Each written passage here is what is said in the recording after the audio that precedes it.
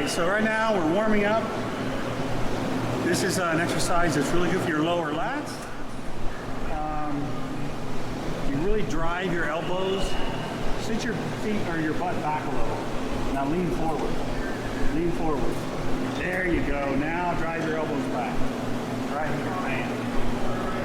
That's what you want right there. About how many warm-up sets do you do? Well, if you are 120 years old like me, you do 4 or 5. Most people need about 2, maybe 3. Okay, awesome.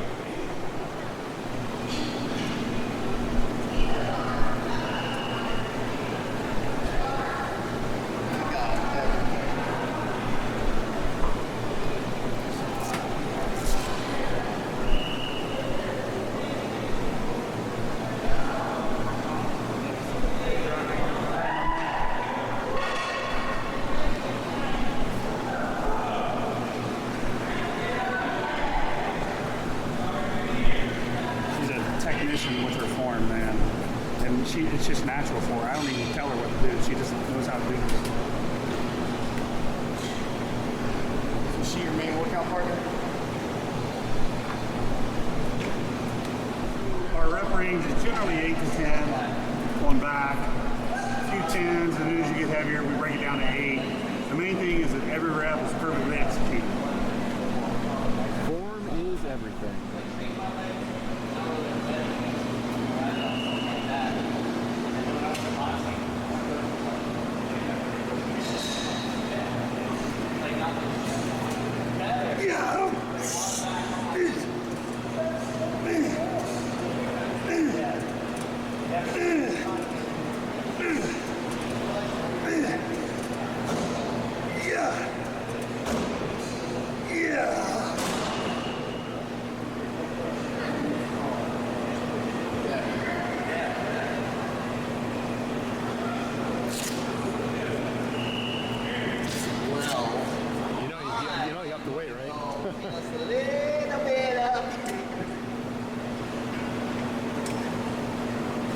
To do it right.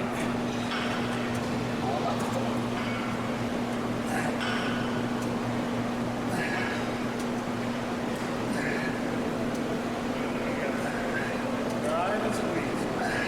Drive and squeeze.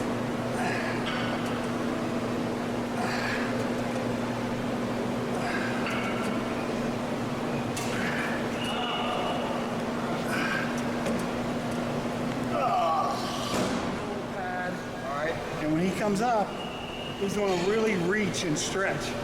Really stretch out his upper lat. What's the rep range on this?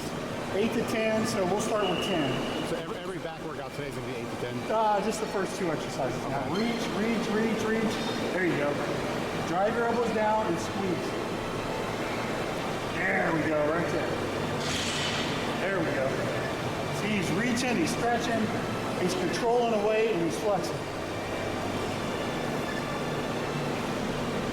Good.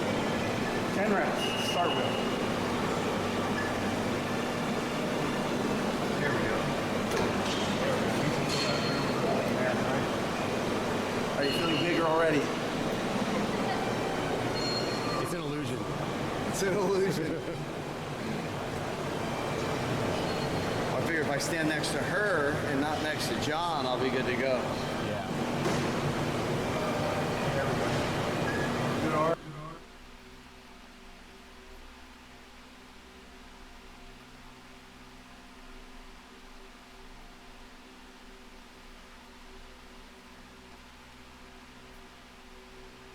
If you're feeling helpless, one of the antidotes to feeling helpless is to get more helpful.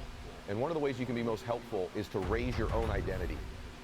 Our identity is the core part of our lives. We're not going to outperform our identity. If you look at identity, if you think about it, it's almost like it's a life thermostat. No matter what the external conditions are, it could be 100. 95% of people go to work their entire life and work a 40-hour week and end up dead broke. Dead broke financially, dead broke emotionally, dead broke spiritually. 95% never live their life. Most people are scared to change who they are. In fact, even before that, they're a little bit scared to meet themselves. They've never spent any time getting to know themselves. But when you begin to do that, and you go on that understanding of who you are, your life changes. Most people will live their entire life scared. What are other people gonna think? What if I fail? What if I'm not good enough? What if I don't deserve it? It's all a lie. No matter what you believe, if you believe in heaven and hell or whatever you believe, but if you believe there's a devil or an adversary, what can he do to get you in your life to be one of those 95s who never do anything?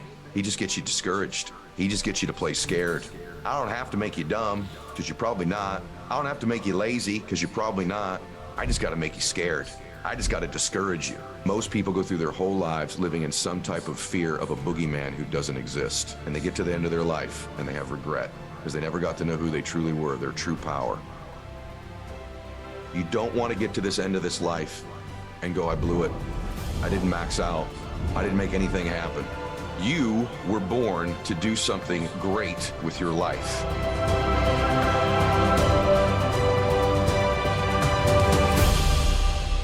All right, welcome back to the show, everybody. I'm so excited to spend this time with you here this week answering a question I keep getting from millions of you, which is, Ed, how do I begin to attract into my life the things that I want and the things out of my life that I don't want? It's a pretty important question. I don't know that you could ask a more important question. And so I'm here today to try to help answer that for you. Now, here's the good news. The good news is this. There are people who have become great at this. Yes, there are people who become great at attracting into their lives the things they want and getting things out of their life they don't want. Quite frankly, I've become one of them. I've studied them for many years, and I think I've become very good at doing that. I've coached many of them and continue to coach many of these people who are attracting things into their life that most people can only dream of. And let me tell you, these are things like the body you want, the relationships you want, the money you want, the emotions you want to experience, the memories you want to have. You can begin to attract those things into your life, and there's a science and an art form to doing it. Now, first, let me give you the good news. The good news is that there's a truth about you that I want you to hear. You ready? Yes, you. You were born to do something great with your life. Let me say that to you again so you hear it, for all the people in the back. You were born to do something great with your life. And maybe it's been a long time since someone's reminded you of this. Maybe no one's ever told you. So I'm here to let you know that. Now, here's the thing that's interesting about doing something great with your life. You probably won't know when you're doing it, because we think about only the big things in our life. You know, did I have this big award, this big promotion, this big circumstance happen? But oftentimes, the things in life that are very small end up being very big. For example, the man who helped my father get sober. That night where he helped my dad in the situation of my dad was going to lose his life or lose his family. That man didn't know that small, kind gesture of helping my father. He didn't even know if my dad would stay sober. He didn't know he was doing something great. He didn't think he would. Heck, this guy was an alcoholic and a drug addict himself at one time, so he certainly didn't think he was doing something great. But little did he know that that man would become sober and help thousands of other people get sober in the next 35 years. Little did he know that that man's son was me, and that I've had the blessing of making hundreds of millions of dollars and inspiring millions of people on every continent in the world. Little did he know that little thing that didn't seem like he was doing something great was changing millions of lives in that moment. So you won't know when you're doing it, but you were born to do it. You were born to live a great life. You were born to be happy. You were born to contribute. You were born to make your dreams come true. The pre-workout So fight, sup, broski? now here's the sad fact.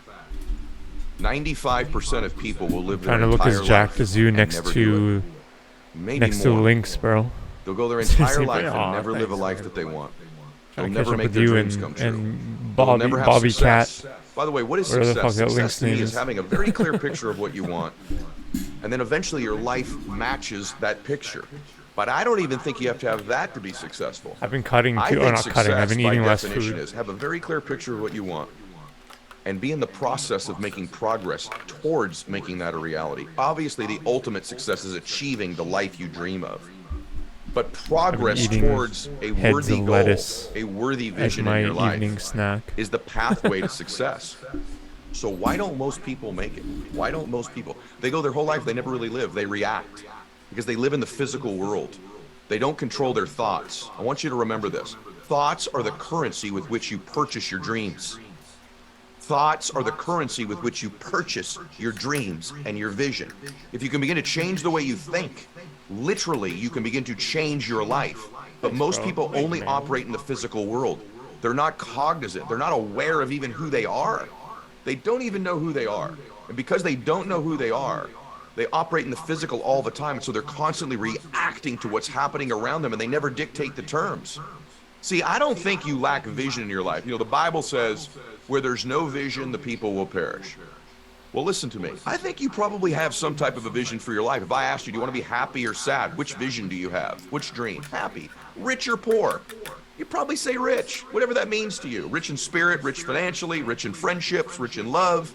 You'd say rich. Do you want to be physically strong and healthy and have energy? Or be out of shape and lack energy and have poor health? You'd have a vision for the health, right? Loving relationships or no relationships. Great memories or no memories. You have a vision. Your issue is depth perception. You think it's further away than it is. And because you think it's there, you've created patterns and beliefs and behaviors in your life that perpetually keep it that far away. And then eventually you just kind of forget you belong there anyway. But remember this, your dreams, the visions of your life, is God's way of giving you a preview as to what's possible. He doesn't play jokes on you. It's not some joke or some hallucination. It's what's possible. And it may not showing up the way you like it. It may not end up being what you like. Heck, you could be married to somebody right now that you love very much, but they weren't the picture you had when you envisioned your dream man or woman, right? But they make you feel the way you dream. So oftentimes our dreams will show up in different packages than we imagine, but they'll give us what we really want, which is the emotion we want to experience. And so how do we begin to change our lives? What are the keys to doing it? So I'm gonna give you a few of them today. One is believing that. Why? Because you will never rise above what you believe you deserve in your life. You may do it temporarily, but that's why you'll see certain people get in really good shape and then they get out of shape. They make a bunch of money and then they lose it. They get in a loving relationship and then it ends.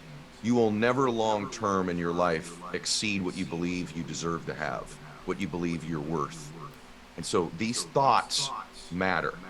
Most people go through their whole life never really knowing who they are.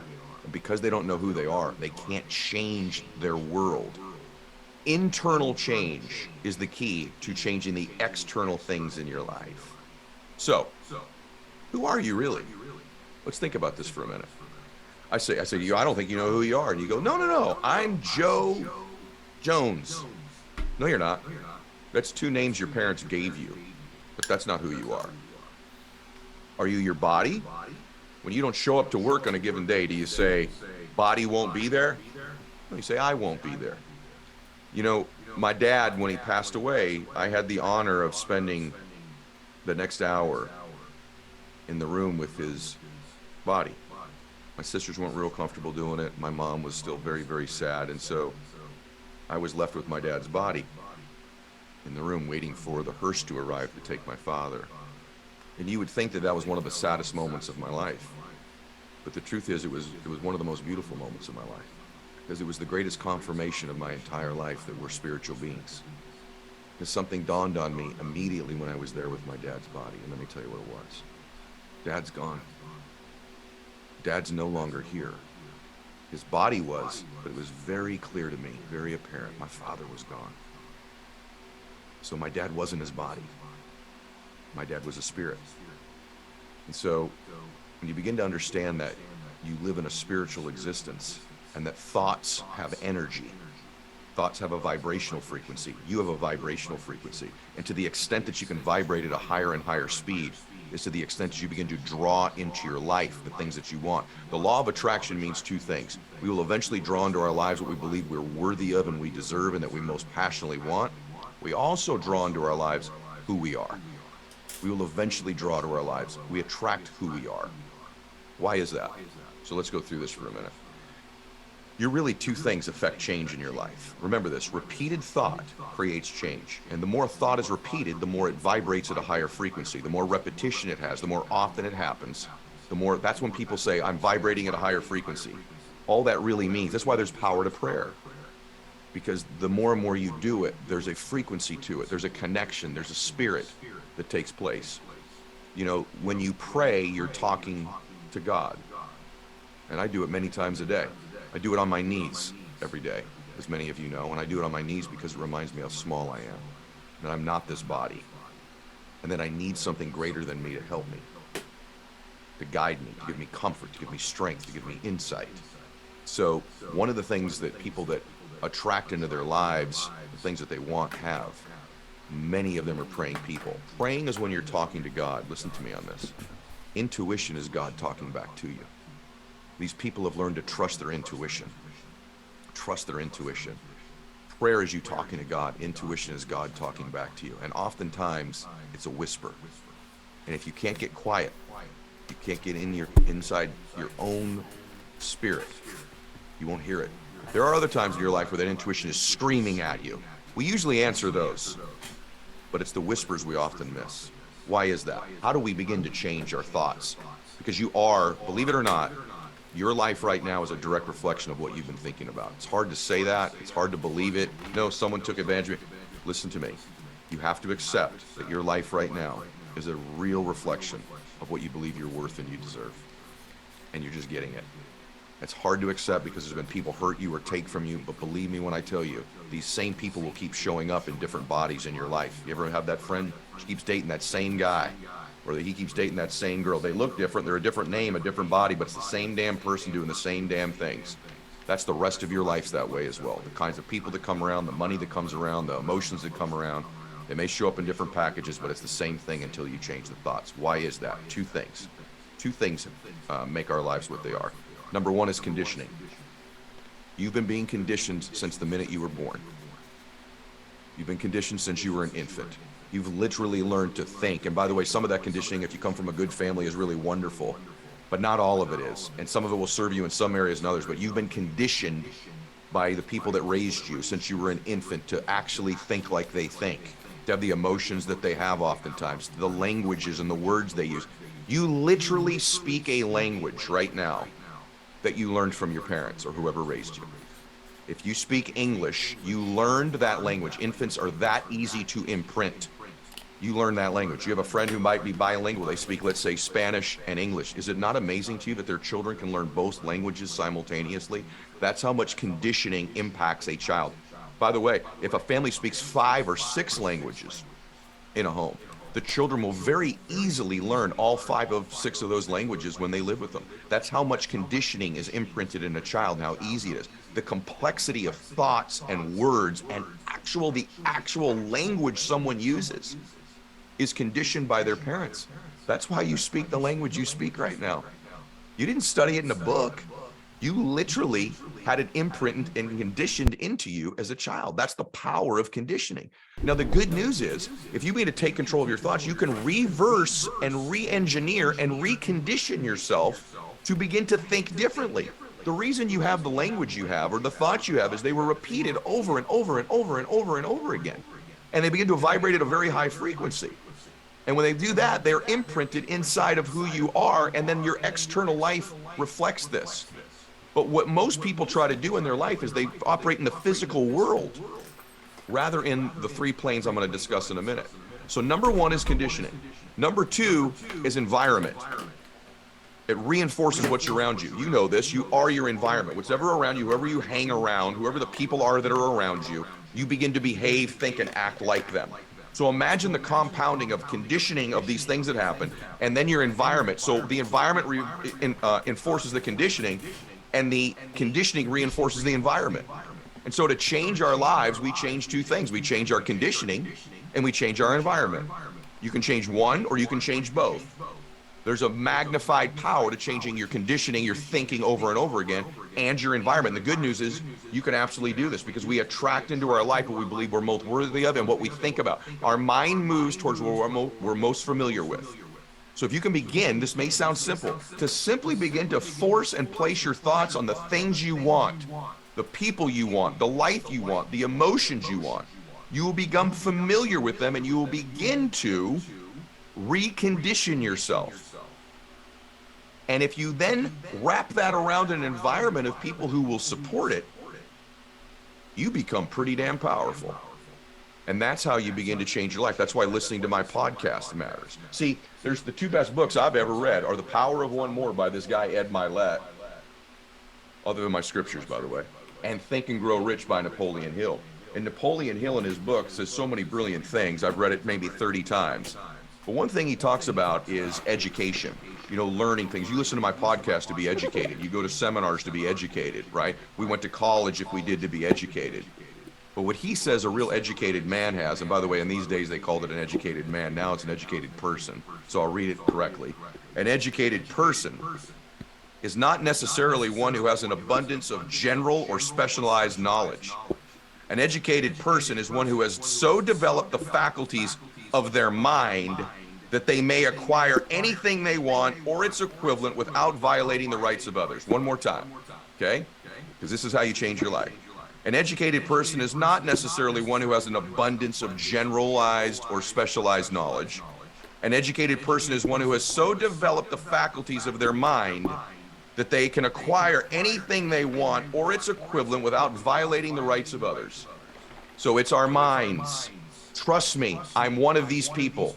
I've been blessed to come from an average, ordinary background. Some might even say dysfunctional, and produce an abundance of wealth, an abundance of great relationships, an abundance of beautiful emotions and memories, an abundance of contribution in changing the world. And I'm not special. I'm not a particularly educated person. I've got a communications degree and I was an average student, but I have the type of education he's describing. I understand me. And when we begin to understand ourselves, then we can change. And that starts with an evaluation of your thinking. I know this is good, isn't it? So, who are you? We have already established you're not your body. You're not your name. You're not those things. So who are you? I believe you're a spiritual creature. So I think there's three elements to you. Three. That comprise the physical and spiritual you. So you have three things. You have your physical body. It's attached to you right now. It won't be forever, but it's attached to you for right now. You have your intellect and your ability to think. And then you're a spiritual creature. Those are the three elements. So although my name is Ed Milet, that's not who I am. Although I might have a certain size bicep or waist, that's not who I am. Who I am is all three of those things. And who I am permanently is I'm a spiritual creature. So having said all of that, how do we begin to change it? We have to begin to change it by repeatedly thinking about the things that we want in our life, repeatedly thinking about our dreams, beginning to believe that we were born to do something great, and living life, listen to me, with the expectation that great things are going to come. You have to begin to live your life with the expectation that great things are coming your way. That you look for that as opposed to the problem. You look for the blessing as opposed to the curse. You assume great things are going to come into your life. And when you begin to do that, you properly begin to move towards the things that you want. You'd be amazed at things that begin to become real to you when you repeat it. Have you ever had that thing where you're repeatedly thinking about somebody and all of a sudden they text message you? And you're like, how did that just happen? Or you've got something you're really focused on doing and then there's something on TV that's the exact topic. How does that happen? Those things were always there, but they were outside of your awareness because you were not obsessed with them. The reticular activating system in your brain reveals to you the things that matter the most, that you believe most deeply. So if you believe you're a victim or you believe bad things are going to happen and you live in that expectation, the world is going to reveal to you the circumstances that make that to be true. This is a fact. And by the way, it may be true, but if you believe, I overcome the fact that I've got these deficiencies. I overcome the fact that I don't come from the perfect family or look the perfect way or the right race or the right ethnic sex or the right religion or whatever the world thinks is right, which there is no right. But because I don't have all the decks stacked in my favor, I overcome it anyway and win anyway. You begin to have those things enter your life. The people, the things, the meetings, the thoughts, the emotions come your way. And then what happens is you begin to get enthusiasm, and enthusiasm is an energy frequency. And when you meet an enthusiastic person with high energy vibrational frequency, highest energy always influences lowest energy. More certain person influences less certain person. So if I'm more certain I'm going to win than you are, then I'm not. If I've got higher energy frequency than you do and you're up against me, I will defeat you. Because in life we get what we most believe we deserve. And so if you can pour enthusiasm and passion into these thoughts that you have and repeat them regularly, you recondition yourself and then surround yourself in an environment. Remember this. Why does the environment matter? Here's a quantum physics saying, particles themselves are not responsible for their own creation. That means they don't create themselves. It's created by the environment, right? And so when we begin to change our thinking, we change our environment, we begin to expand. This is true of everything in the world down to particles. And that's what that body of yours is, right? And so the way you use the body is to understand this concept of the mind. And we begin to move our physical bodies, we change things. And the outside world begins to shift to comply with what we know we're worth. It will shift for you. It will begin to comply with you as opposed to conspiring against you. I promise you. You got to begin to think that the world will comply with your will. And then you add to that prayer where it's being blessed. See, one of the things I do very often, because it's part of my intention, intentions matter. Remember this, intent matters. Desire matters. See, when you have a dream, it's just a dream or like a wish. But when you move to desire and then you shift to intention, something happens. You begin to ask for help. You begin to ask others for help. And in my case, I can't tell you how many times I've just prayed and said, Lord, I need help with this. I need to understand this better. I need more people in my life. I need the meeting. I need this. And when I begin to do that, I find that when I pray about these things, that not too long after, he begins to talk back to me. And that's where my intuition speaks. It may not be the person, but it's an intuition. It's a whisper. You know exactly. You've had the moments. You know exactly what I'm talking about. So what I want to challenge you to do today is just very simple, is to remember you were born to do something awesome with your life, and you won't know when you're doing it. You won't know when you're doing it, in big ways and small ways. And the things that seem small in our lives may be the most significant later in our life, because we don't know the ripple effects of those changes. If we can change our conditioning, if our parents can teach us to speak an entire language when we're an infant and we're not educated at all by traditional terms, I promise you we can begin to condition ourselves as adults. But you've had thousands of those repeated thoughts the other way, you have to begin to condition the new ones. When you change your environment and you begin to understand, I'm a body with an intellect and a spiritual being, but I am not my body. I'm a spiritual being. And when I begin to work in the forms of energy, right, and vibration and frequency, and repetitive thought increases the frequency, increases the vibration, I begin to shift the world around me. And our dreams and our visions become realities. And then you become one of these people who are in that 5%. Listen to me. 95% of people go to work their entire life and work a 40-hour week and end up dead broke. Dead broke financially, dead broke emotionally, dead broke spiritually. 95% never live their life. These 5% over here understand only one distinction, which is the plan I just gave you. It's the only distinction. Here's the truth. Most people are scared to change who they are. In fact, even before that, they're a little bit scared to meet themselves. They've never spent any time getting to know themselves. But when you begin to do that, and you go on that understanding of who you are, your life changes. You don't want to get to this end of this life and go, I blew it. I didn't max out. I didn't make anything happen. Here's the truth. Here's the truth. Most people will live their entire life scared. Scared. What are other people going to think? What if I fail? What if I'm not good enough? What if I don't deserve it? That's all conditioning. That's all conditioning. It's all a lie. See, if I can get you discouraged, I got you. No matter what you believe, if you believe in heaven and hell or whatever you believe, but if you believe there's a devil or an adversary, what can he do to get you in your life to be one of those 95s who never do anything? He just gets you discouraged. He just gets you to play scared. I don't have to make you dumb, because you're probably not, right? I don't have to make you lazy, because you're probably not. I just got to make you scared. I just got to discourage you. And most people go through their whole lives living in some type of fear of a boogeyman who doesn't exist. And they get to the end of their life and they have regret because they never got to know who they truly were, their true power. They were born in the image and likeness of God. They were born to do something great. If God is with you, nobody can stand against you. I want you to remember that today. You begin to think those thoughts repeatedly, and you change who you are. That whole particle thing of who you are that makes up who you are begins to change, and you literally become a different being. When you become that different being inside, this outside world complies, and you get whatever you want out of it.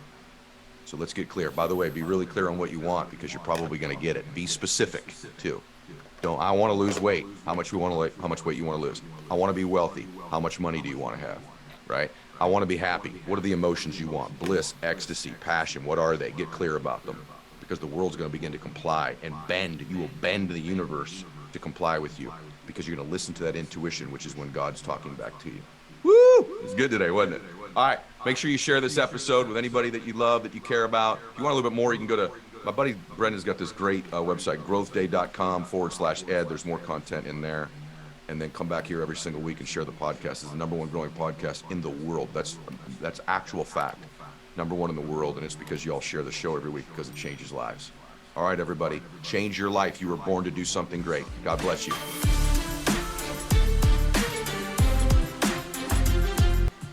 What I really look for when I'm evaluating talent and people I want on my team is their self-discipline levels, because I know those people are going to max out their own capacity. Extremity expands capacity. The process of self-discipline is like a muscle that you can grow. I think the mistake many people make is they start with these huge things that they think require self-discipline, and unless they do these huge things, they lack it. You're 52, you're working harder than you've ever worked in your dadgum life. Why? Because I have built all these structures around me and eliminated most of the things that take my focus and discipline away, so that I am wired, man, with a ton of energy to create and innovate and think and be present, because I have self-discipline. And self-discipline is a process, is a habit. It is not something someone's born with. What has to happen though is you got to do it for a while. Why be self-disciplined if it's never going to mean anything? One of the reasons we're not self-disciplined, it's never going to mean anything. Who cares? No one's going to notice. It's no big deal. What I do doesn't matter. It does matter. It's just your dadgum life. It's just the story of you. It's just your family name. It's just your reputation. Whether that means you're going to win a World Series or a Masters golf tournament, or just be the one in your family and change your family forever, you got to have this sense that you're making history. Because, by the way, you are.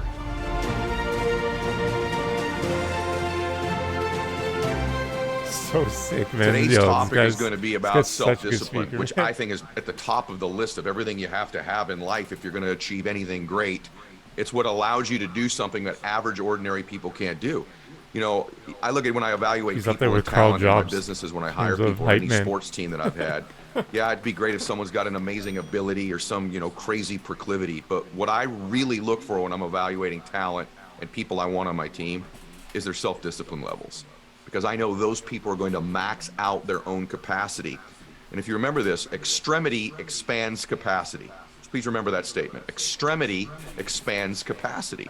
So what that means is, when you're self-disciplined and you can get yourself to do all the way to the extreme of what you're capable of on a regular basis, not only you do what you're capable of, but you actually stretch out and expand your capacity to grow and to do more, so that over time, those levels of maxing out actually increase. That's why, for example, like on a bench press in the gym, when someone maxes out, one of the reasons we do that is because we've pushed to a new level, but that extremity expands your capacity to now bench press even more at a higher level.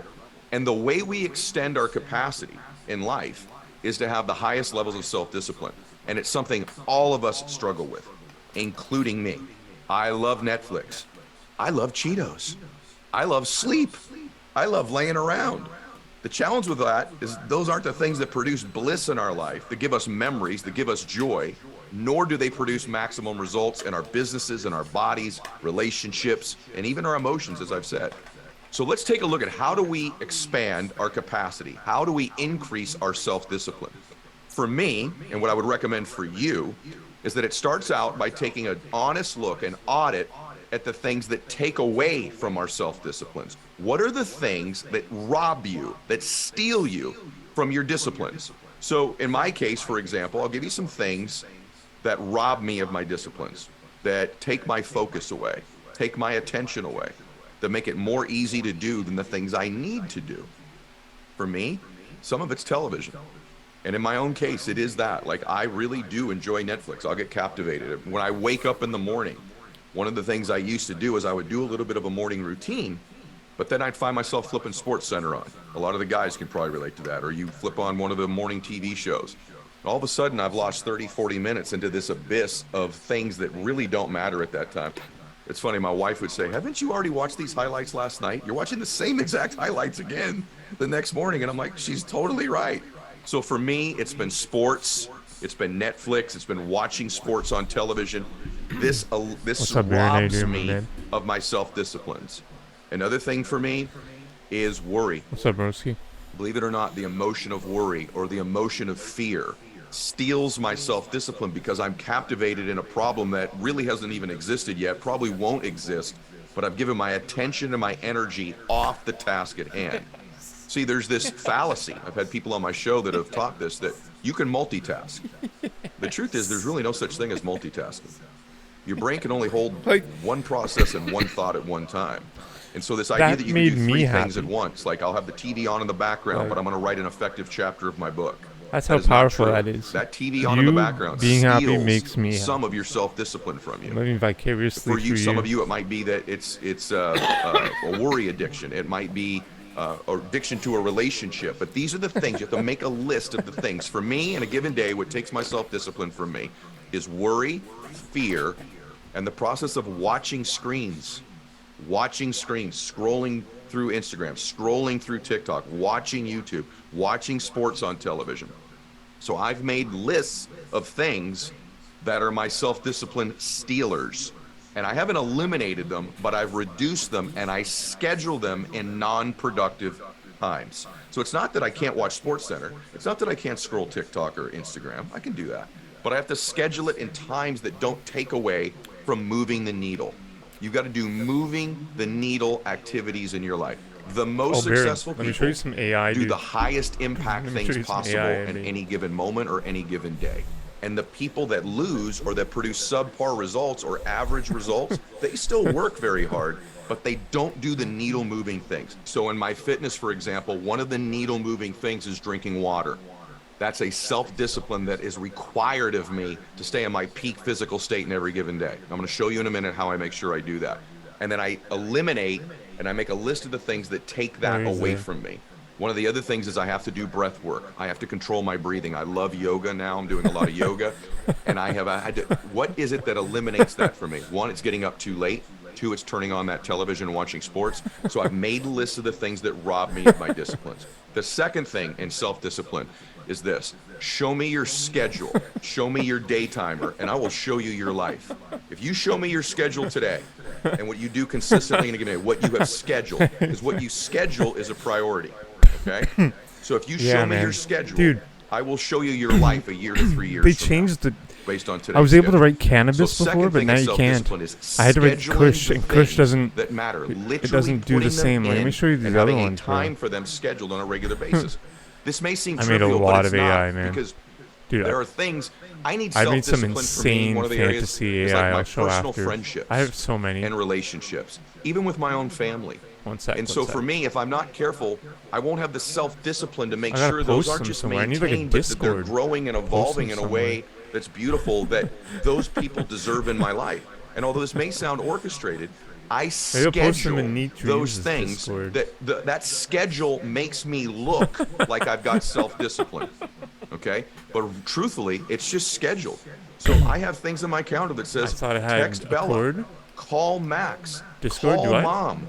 I have scheduled these things in my calendar. AI ones. When I'm in my schedule, I will do the things that are in there. But dude, so like, a lot of times we just schedule our appointments, don't we? We just have appointments. Dude, and that's all we have in a calendar. At the end of the day, this one's I didn't make insane. my contacts. I didn't tell the people that I love them. I didn't do the amount of emails I was supposed to do. I didn't take the time to write the chapter of my book. I didn't craft my social media captions. Things need to be scheduled. Gundam Wing. That's where self-discipline comes from. It's insane. And then the third thing is I've built the habit of keeping the promises that I make to myself. Like, it's crazy. The process of self-discipline is like a muscle that you can grow. And so I think the mistake many people make is they start with these huge things that they think require self-discipline.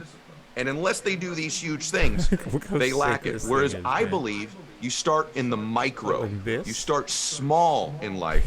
And that's what builds the real discipline. So this may sound crazy, but I have eliminated and written down the things that take my self-discipline away.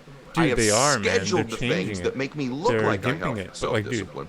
This thing. And then third, I literally, what did I write? The small promises I think I literally just wrote 2 words. I wrote Gundam Wing. And 25 years later on this journey, 35 years later on this journey, I still dude, schedule like things. Morrowind, I still Crystal, do or little like things mazes. that create Check out these momentum. mazes, man. Because momentum, as I've said just so before, insane, is a bro. magnifier. Momentum can make an average, just- ordinary you person could like do me anything with produce it. superhuman results. So I create what might be considered it's artificial so momentum insane. every single day. So let me It's give you an so example incredible. of that. I make my bed every single day. I've been doing that for Alright. many, many years. That seems Check insignificant, out right? the Because I could Morrowind pay ones. somebody to make my bed every single day. That's not why I do it. I do it because it starts my day with discipline, and it's something that I can control and I can maintain.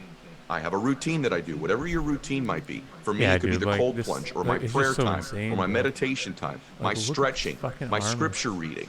I do these things early in my day. These are promises that I can make to myself that create this identity of a self-disciplined person, when the This is truth so is, I sick. am not one. I have not been one, but I have created an identity of a self-disciplined person.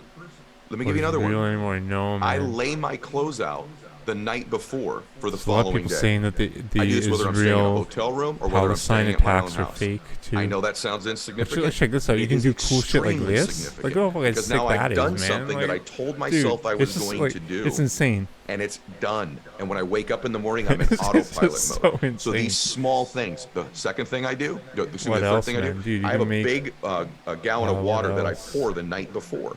And when I get up, anything. I Like, you make drink half overworld of maps? that Like, check water. this It out. doesn't matter if you drink 10% of it. But it's something to start So- my day. so spectacular. Self-discipline, I've done So it. sick, thanks, When I man. point my mind as a weapon at the small things in my life, and I start stacking those up that I do over and over and over again, now the medium-sized tasks are disciplined and the big ones are disciplined. And so I'm going to tell you that I don't think anyone man. has I'll go through a couple natural more. discipline. They build Appreciate it. structures around them. They build systems around them. I was making levels, they like Mega schedule them, Man. and I they wrote, like, Mega Man eliminate level. the This was things pretty that cool. take from it. This is like Mega And over Man level. time, they build Imagine this a identity where they scrolling seem like they're diagonal like incredibly this, disciplined people. but Remember this for super a zoomed second. in. Your brain is always Right? trying to Like, look at conserve that. energy. And then It's it goes, always you trying to like, conserve energy. see, It's just so trying to build a crazy. habit. It is trying to do this so that it doesn't have to work to think. And so the more you do these little things, your What brain else? wants to continue to do them. It's not just a muscle, it's There's how the some really brain amazing functions. Because ones, man. now that it's just stuff that you do every single day, it doesn't have to think about it anymore. And under pressure in life, we act reflexively. Under pressure, we act reflexively. So if your reflex is to have these habits that serve you, your life becomes very easy. It also frees your brain up to be much more creative and innovative It's just too much, and man. energized and aware than Let's do some of the people better who don't fantasy have ones. I have so discipline. many. See, What the else was benefit there? of discipline and self-discipline is not just that you get these things done. It's that your brain's not having to work so darn hard. See, when you don't have self-discipline, when you don't have things you do early in your day, when you don't keep promises to yourself, when you don't schedule the things, right? When you don't do those things, when you don't eliminate the things that rob you of your self-discipline, not only you're not getting stuff done, you're more tired. You're more physically exhausted. Here's the fallacy. People think self-discipline, people that get up, that work out, that do their this stuff, out. that make their calls, that have these relationships, that are sending out a bunch of emails, that are making a So bunch of insane. contacts, they're tired. That's not the case, because after a while, this is automatic. Their brain's not having to think about it. It's just what they do. It's their routine. Your brain, on the other hand, if you're not disciplined, isn't nearly as organized. So it's having to work to think through, to get back up, to start over, to restart, to get going again. It's constantly having to work, and what you're doing is you're depleting yourself of the energies that could have gone towards creativity, focus, awareness, and intentional activities. Does that make sense? So actually, good one. undisciplined people are more tired at the end of a day than disciplined people. Wanna stick That's a what I video. found. They say, you're 52, you're working harder than you've ever worked in your What's up, dadgum life. Why? Because I have built all these structures around me and eliminated most of the things that take my I showed focus this and to discipline Toad the away, other day. so that I am wired, man, with The a new ton Speaker of of the energy House to in create and Canada. innovate and think and be present in the moment, because I have self-discipline. And self-discipline is a process, is a habit. how It is good not it something is, someone's man. It's, born like, with. And it's perfect. not very complicated. What has to happen though is you got to do it for a while. But now the idea of not working out in a given day makes me sick to my stomach. I can't even imagine not working out. But way back in the day, I had to schedule it. I had to eliminate the sports center. I had to have the glass of water next to me. I had to have my workout clothes laid out the night before. my God, I had to man. make my bed. Then I had to do my. Do you follow what I'm saying? So These many, things dude. make the discipline part The armor's much is harder so than it cool, is. It's so I'm trying actually to find, autopilot for me now. like, I don't have the to think best about it. of the best. So there's all these benefits to having self-discipline.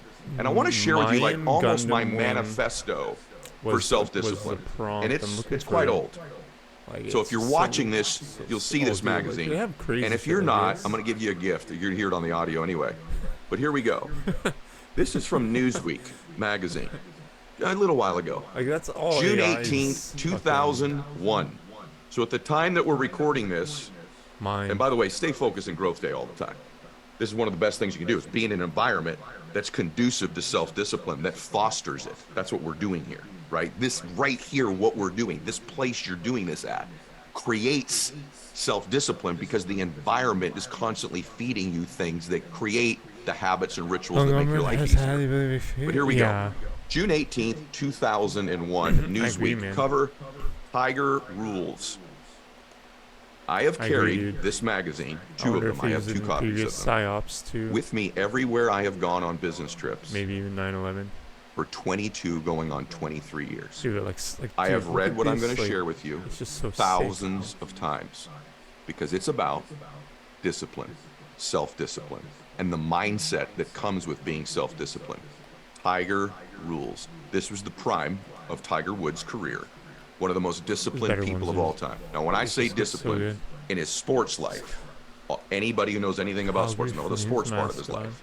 In his prime, there was no more disciplined Alright, athlete in the anyways, let's history do of like sports. one or two more. Would you agree with me on that?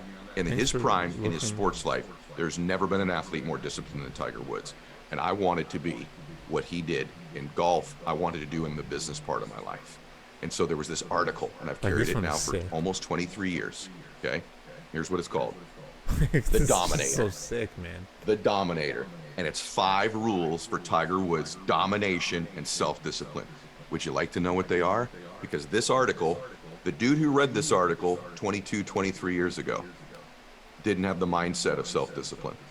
I had the desire for self-discipline. I had some of the habits, but I didn't want to just do well in business, do well in life. I wanted to dominate. How many of you would like to dominate? I mean, go from average, ordinary, not just to winning, but dominance. Dominate in your life, whatever that area is. Dominate in the love parts of your life. Dominate in your emotions. Dominate in business. Dominate in the financial part of your life. Okay, I'm looking. Maybe dominate your former self, but be dominant in your life. At the end of this life, This man, I is was pretty dominant, right? I wanted to do that. And I don't think that that's a male so or sick, female man. thing. I'm talking about It just being doesn't great, stop. becoming a goat, doing something awesome. It's just, everything is Here's just what so happens amazing. 22, 23 years later. Stay with me on this. It's so awesome. Like, look I'm at that weapon. totally, the guy that started 22, 23 years ago is totally unrecognizable to me to the Yo. man that I am today. What's up, King Nick? All right, let's like. Would you free- like free- in 22 we're or going 23 flex. years, What's up, man? 25 years from now, to look back and go, I don't even recognize that person. It's the same integrity, it's the same character, What's up, it's man? the same loving being. It's AI. I'm showing But my I've AI become shit. something so Tiger Woods was dominant. so I've disciplined, he become had almost one like a every machine. tournament. People Oh my look God. at me. You know, you heard audios I've done in the past where I say there's unaware people. That's one type of person. I'm You gonna know turn what I down mean? the There's podcast one motivational side. people who can motivate you. They play on your motives. If you do this, you'll get a Lamborghini. If you do this, you'll get a house. If you do this, you'll get a relationship. They play on your motives, which is it's a good thing. A lot of motivational speakers out there, motivational friends of yours. The third level is inspirational. Inspirational people just take it so to a different place. insane. They can motivate you. They make you become aware. But they speak to your spirit. The root of inspirational is to be in spirit. These people are special. These people, you feel something when you're with them and you're around them or you hear them communicate. And then even from there, there's another level. That fourth level is aspirational. This is so sick. Aspirational is not only did you motivate, made me This is aware, so you sick. motivated me. I'm inspired, but I want to be more like Xi you. Jinping. I want to be more like you. To me, in the sports world, Tiger Woods was not Oh, only this is a motivational, new he alien was species incredibly Star Trek they motivational. did. He was inspiring. You would Pretty cool. feel things when he would win. But he was aspirational. I'd like to be more like him in my business life. I'd like to be more like him. I want to be a dominator. So I aspired to be a dominator, and I know you do too. You want to know what the 5 rules are? I'm going to give them to you. These are the mindsets, not just the behaviors. These are the mindsets of a self-disciplined person. So here we go. Here's what he says. Here's the article, by the way. And then they had. You believe I still like, carry you this can do thing? so much shit. Here we go. Number one, genius is 99% perspiration. Perspiration. I had to hear that. I had to have someone give me permission to work really, really hard. Now, what they do in this article, by the way, is they interviewed other dominators. So they interviewed Martina Navratilova, the great tennis player. They interviewed Joe Montana, the incredible quarterback, football player. They interviewed Wayne Gretzky, the greatest hockey player of all time. All talking about Tiger and their similar mindsets. So this isn't just Tigers. This is the dominator mindset. 99% perspiration. It begins, all the dominators agree, with good old-fashioned hard work. There's no magic pill, no such thing as effortless grace. At this level, talent is a given.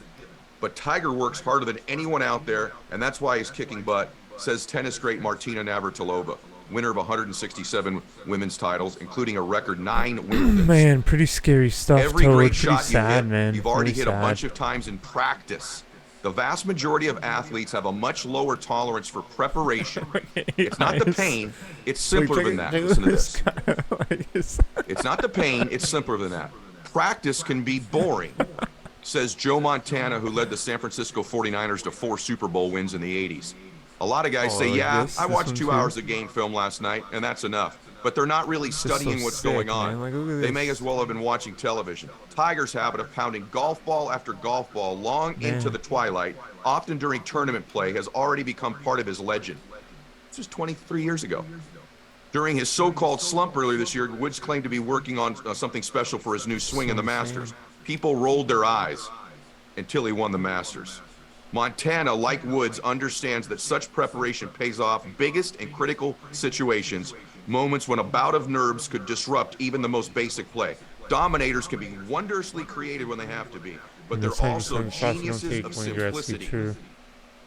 In his famous fourth-quarter drive to beat the Super Bowl champion Bengals, Montana threw nothing but short passes. One no more big strike, no fireworks, AI and no to mistakes. end it.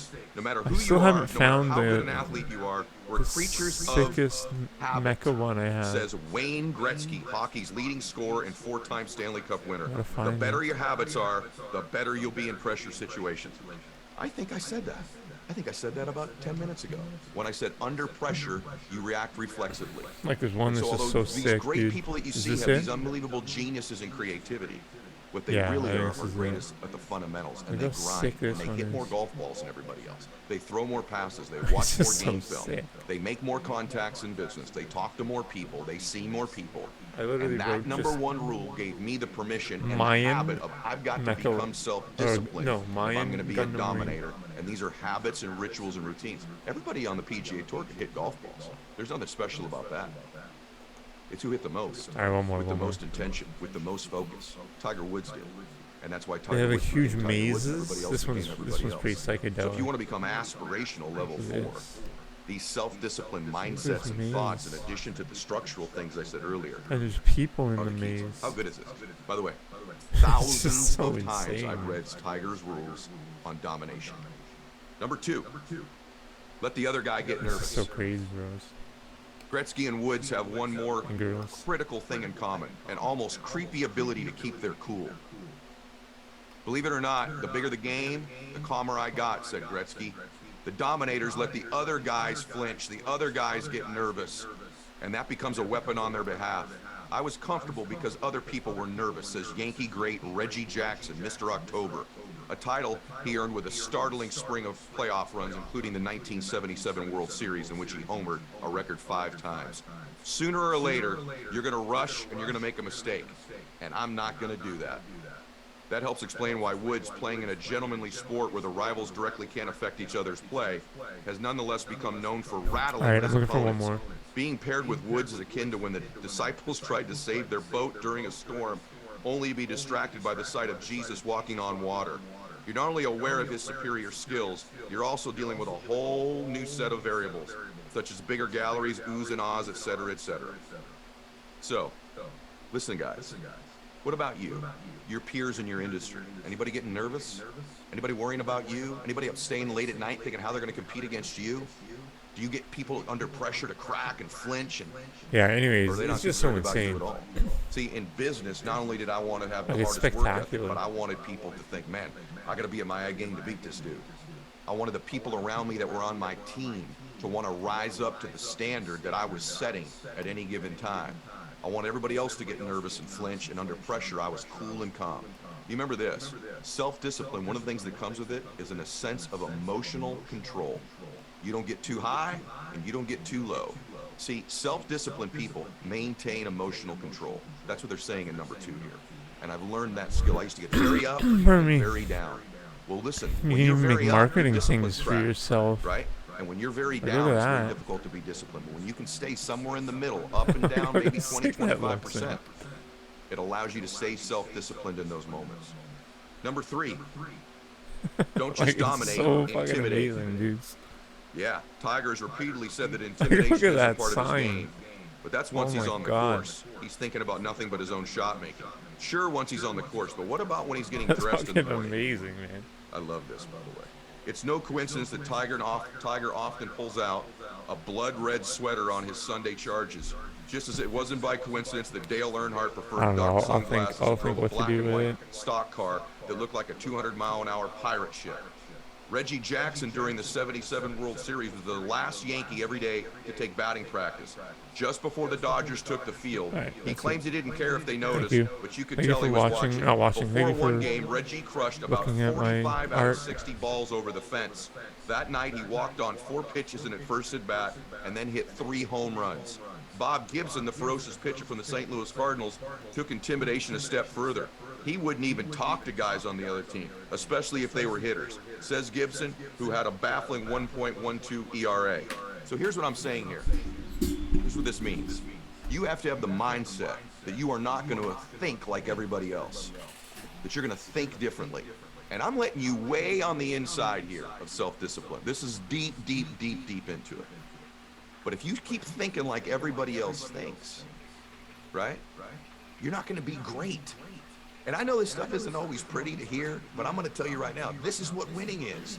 These are the little subtle thoughts. So when you're, hey, good to see you, but in your mind you're like, they ain't getting at me. They don't know how to play it at this level. They don't know this game. These are all the things. You start doing all this stuff, plus what I said in the very beginning, eliminating the distractions, scheduling the right things. You got to be kidding me. Moving needle activities next, the big stuff, starting with simple practices that build self-confidence and build momentum. How about number 4? This is huge, guys. Have a sense of the historic. You hear that? Do you have a sense of the historic, that what you're doing is something great? I tell my family since they were little kids, say the Milettes are going to do something awesome. The Milettes are going to do something great. We're going to do something psycho as a family. We're going to do something incredible. In business, I tell my colleagues, we're going to do something so amazing. You guys are going to believe when we get there. We're doing something awesome. This is a team of destiny. This is a company of destiny. The Milettes, a family of destiny. You have a sense of the historic. This gives you a context to want to be self-disciplined. Does that make sense? Why be self-disciplined if it's never going to mean anything? That's the problem. One of the reasons we're not self-disciplined, it's never going to mean anything. Who cares? No one's going to notice. It's no big deal. What I do doesn't matter. It does matter. It's just your dadgum life. It's just the story of you. It's just your family name. It's just your reputation. It's just what they're going to talk about when you're gone. Is doing something historic. So whether that means you're going to win a World Series or a Masters golf tournament or just be the one in your family and change your family forever, you got to have this sense that you're making history. Because, by the way, you are. You're making some type of history. If you're a faith-based person, you know someday you're going to account for it. There's going to be a history of your life. And even if you're not, you got to believe somewhere along the road there's some record of your existence. So you're making history, so you might as well have a sense of it. And when you have a sense that that history is going to be great instead of average and ordinary, you begin to automatically become compelled to be self-disciplined. If you lack self-discipline, there's nothing compelling you to have it other than wanting it. But if you have a sense of the historic, that's totally different. So he says this. Do you have to win the big ones to be a dominator? It's a subject of eternal debate amongst sports fans, but it shouldn't be. Tiger is the proof. He's at the head of a heavenly crew of athletes, not because he's won 5 of his past 6 tournaments, but because he's won 5 of his past 6 major tournaments. Every athlete says he wants to win major championships, but Tiger doesn't just want those moments of glory. Listen to this. He has an innate sense that he can't be a legend without them. In our lives, there's going to be a bunch of every single day meetings, every single day encounters with people. and they seem inconsequential. But when you have self-discipline in these meetings and in these encounters with people, in your relationships, in business, in the gym, whatever it might be, on an everyday basis, every once in a while, there's going to be a big one show up. And you're ready for it when it happens, because it's your habit, because it's your discipline. But when you aren't day-to-day prepared, here's the truth in life. When you're doing something historic or when it's a big meeting, most times you won't know it until years later. But if you look back at your life right now, the person you're married to is probably a chance meeting, right? Or something you weren't even sure was going to be significant to you. The business you're in, the company you work for, probably you weren't even planning on working there or even being in that business. See, our dreams often show up in life in packages that we don't picture, that we didn't dream of. And so it's that day-to-day staying ready and being ready until the important meeting comes, the major appointment comes, the major relationship comes.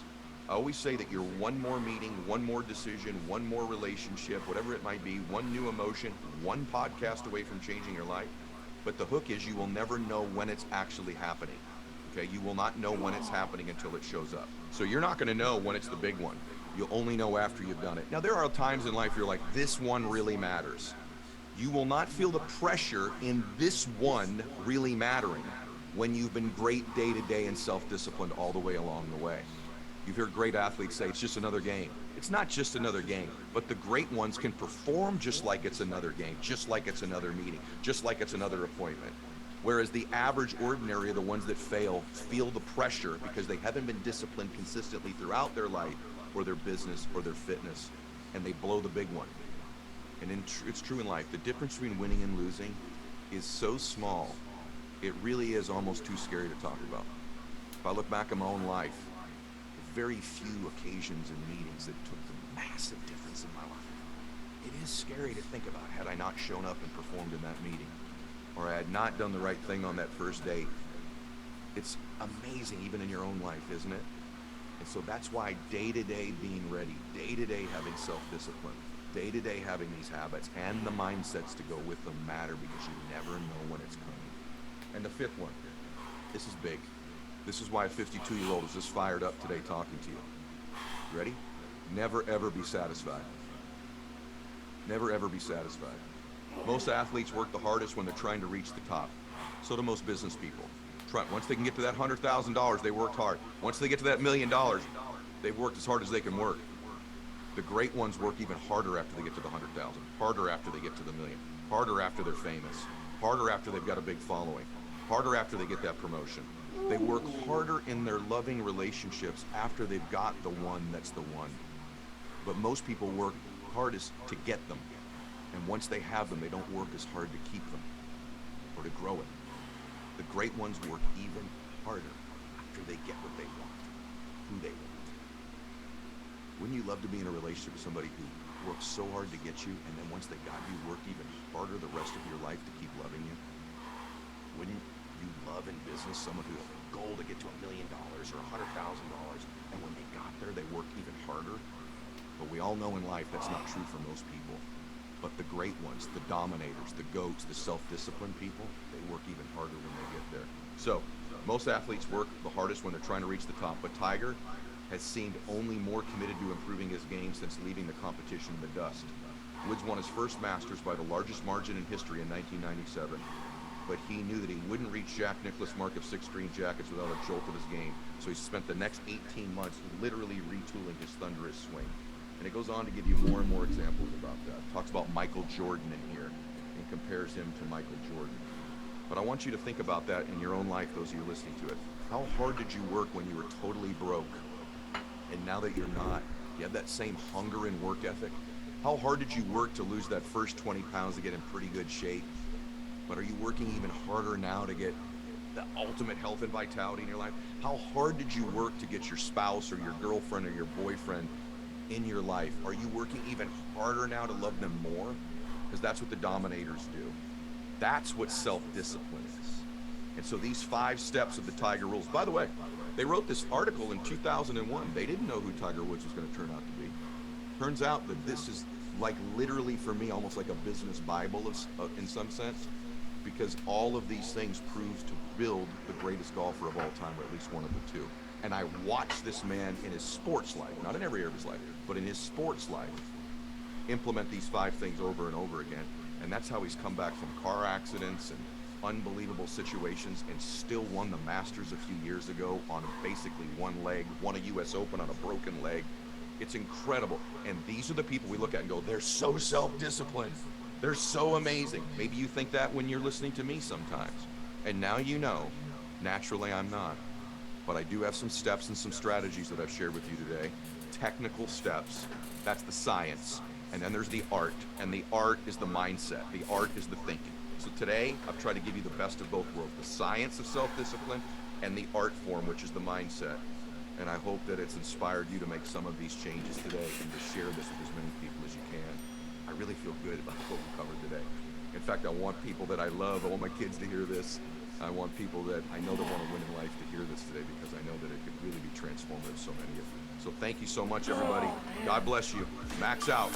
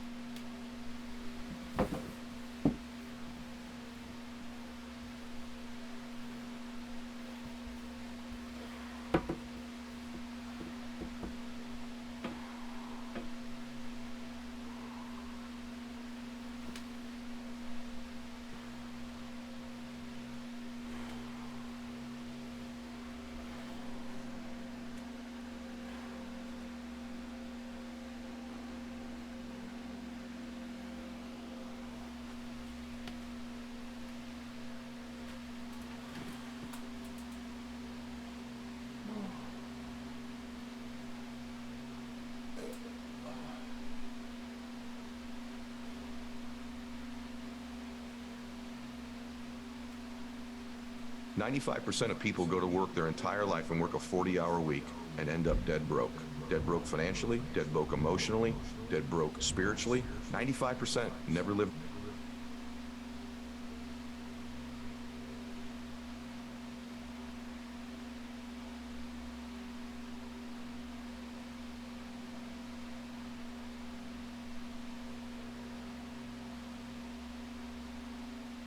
If you know someone who's quit on their dream, you know the hard reality? The adversity was greater than their love. The adversity was greater than their love for their family. They sold their family out. That's the hard truth. I ain't gonna sell out my family. There ain't any word game, any adversity, any obstacle, anything you're gonna put in front of me that's gonna get me to sell my family up the river. And that's exactly what you're doing when you quit. Now, by the way, you can course correct, you can readjust, you can redirect, you can start over. But when you quit and lay down entirely in your life, you have said you don't love your family enough. You don't love yourself enough. If this obstacle is bigger than that, most of you are afraid to get a big vision because you think you're going to miss it.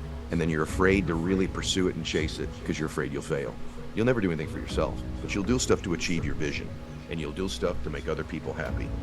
What I recommend you do is, once you get that vision, is you link your love for other people to that vision and dream. Because as long as you tell yourself, I love these people more than I'm afraid that this dream won't happen. I love these people more than I'm worried about the obstacles and the roadblocks.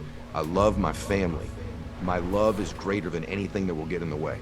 Many, many times I wanted to quit, and I would remind myself, I love my family more than this obstacle. I love my family more than I'm afraid. I love my family more than this adversity. I will love my family longer, and it will endure far past this problem. And once I attached my love to the dream, the people I love to the dream, I became a pretty unstoppable force because there was no cop-out.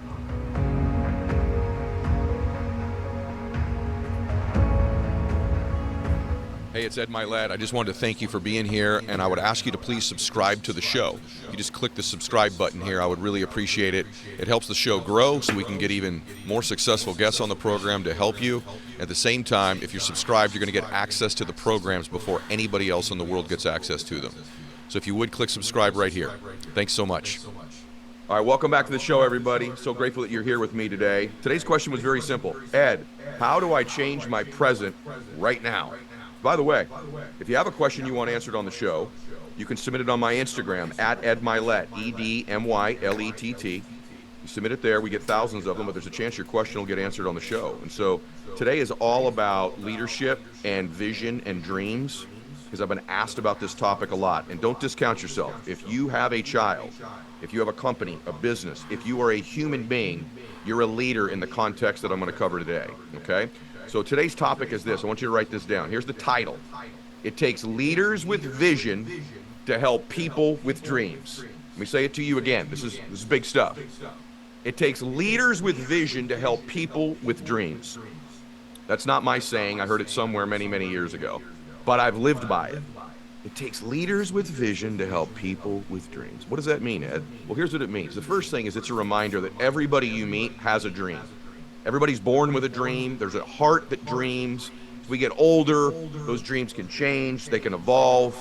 They can even die and get buried. But every human being has a dream. That dream could be to be a multi-millionaire, billionaire. That dream could be to lead millions of people. That dream could be to be a mother or a father. That dream could be a particular career. That dream could have a particular body. That dream could be to live with a particular set of emotions. For some of you, your dream's as simple as, my dream is to begin to be happy. I'm tired of living sad or down or worried or angry. But remember this, every human being you meet has a dream.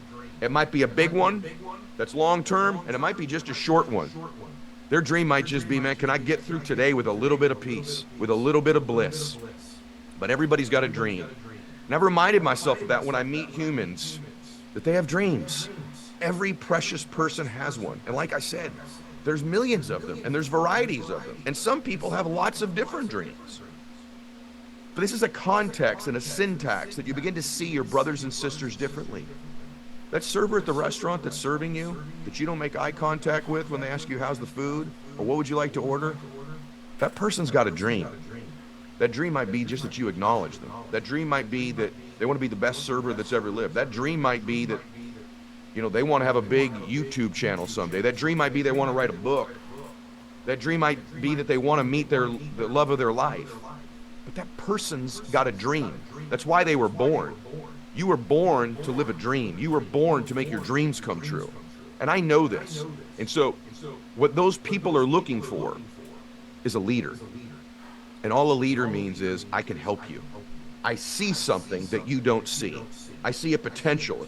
So as a leader in a company, many of you run companies or businesses. Remember this, it takes leaders with vision to help people with dreams. What does that mean? That means that you need to begin to work on your vision, because everybody you meet's got a dream.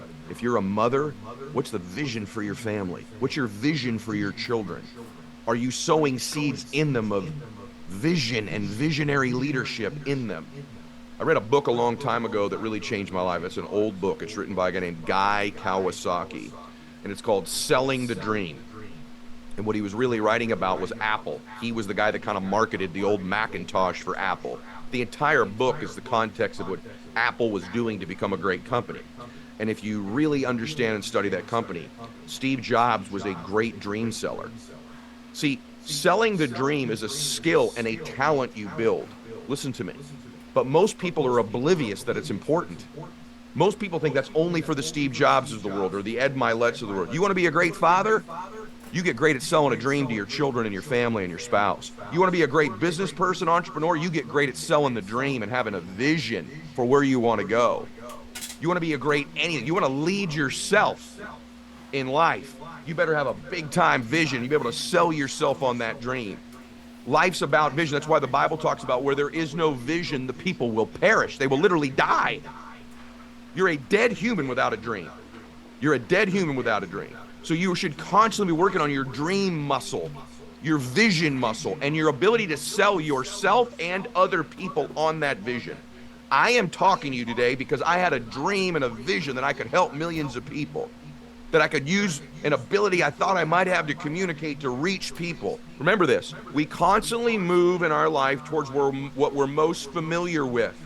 We move to the familiar. We gravitate to the familiar. We develop patterns and behaviors that are familiar. That's why when you drive home, usually from wherever you work, you don't even have to consciously think about how you're getting there. You just kind of pull right off the freeway when it happens, don't you? You're not even thinking about it because it's familiar to you. You get in the shower, you don't think, you know what, today I'm going to soap here first and then shampoo. You got a routine. You just do it unconsciously.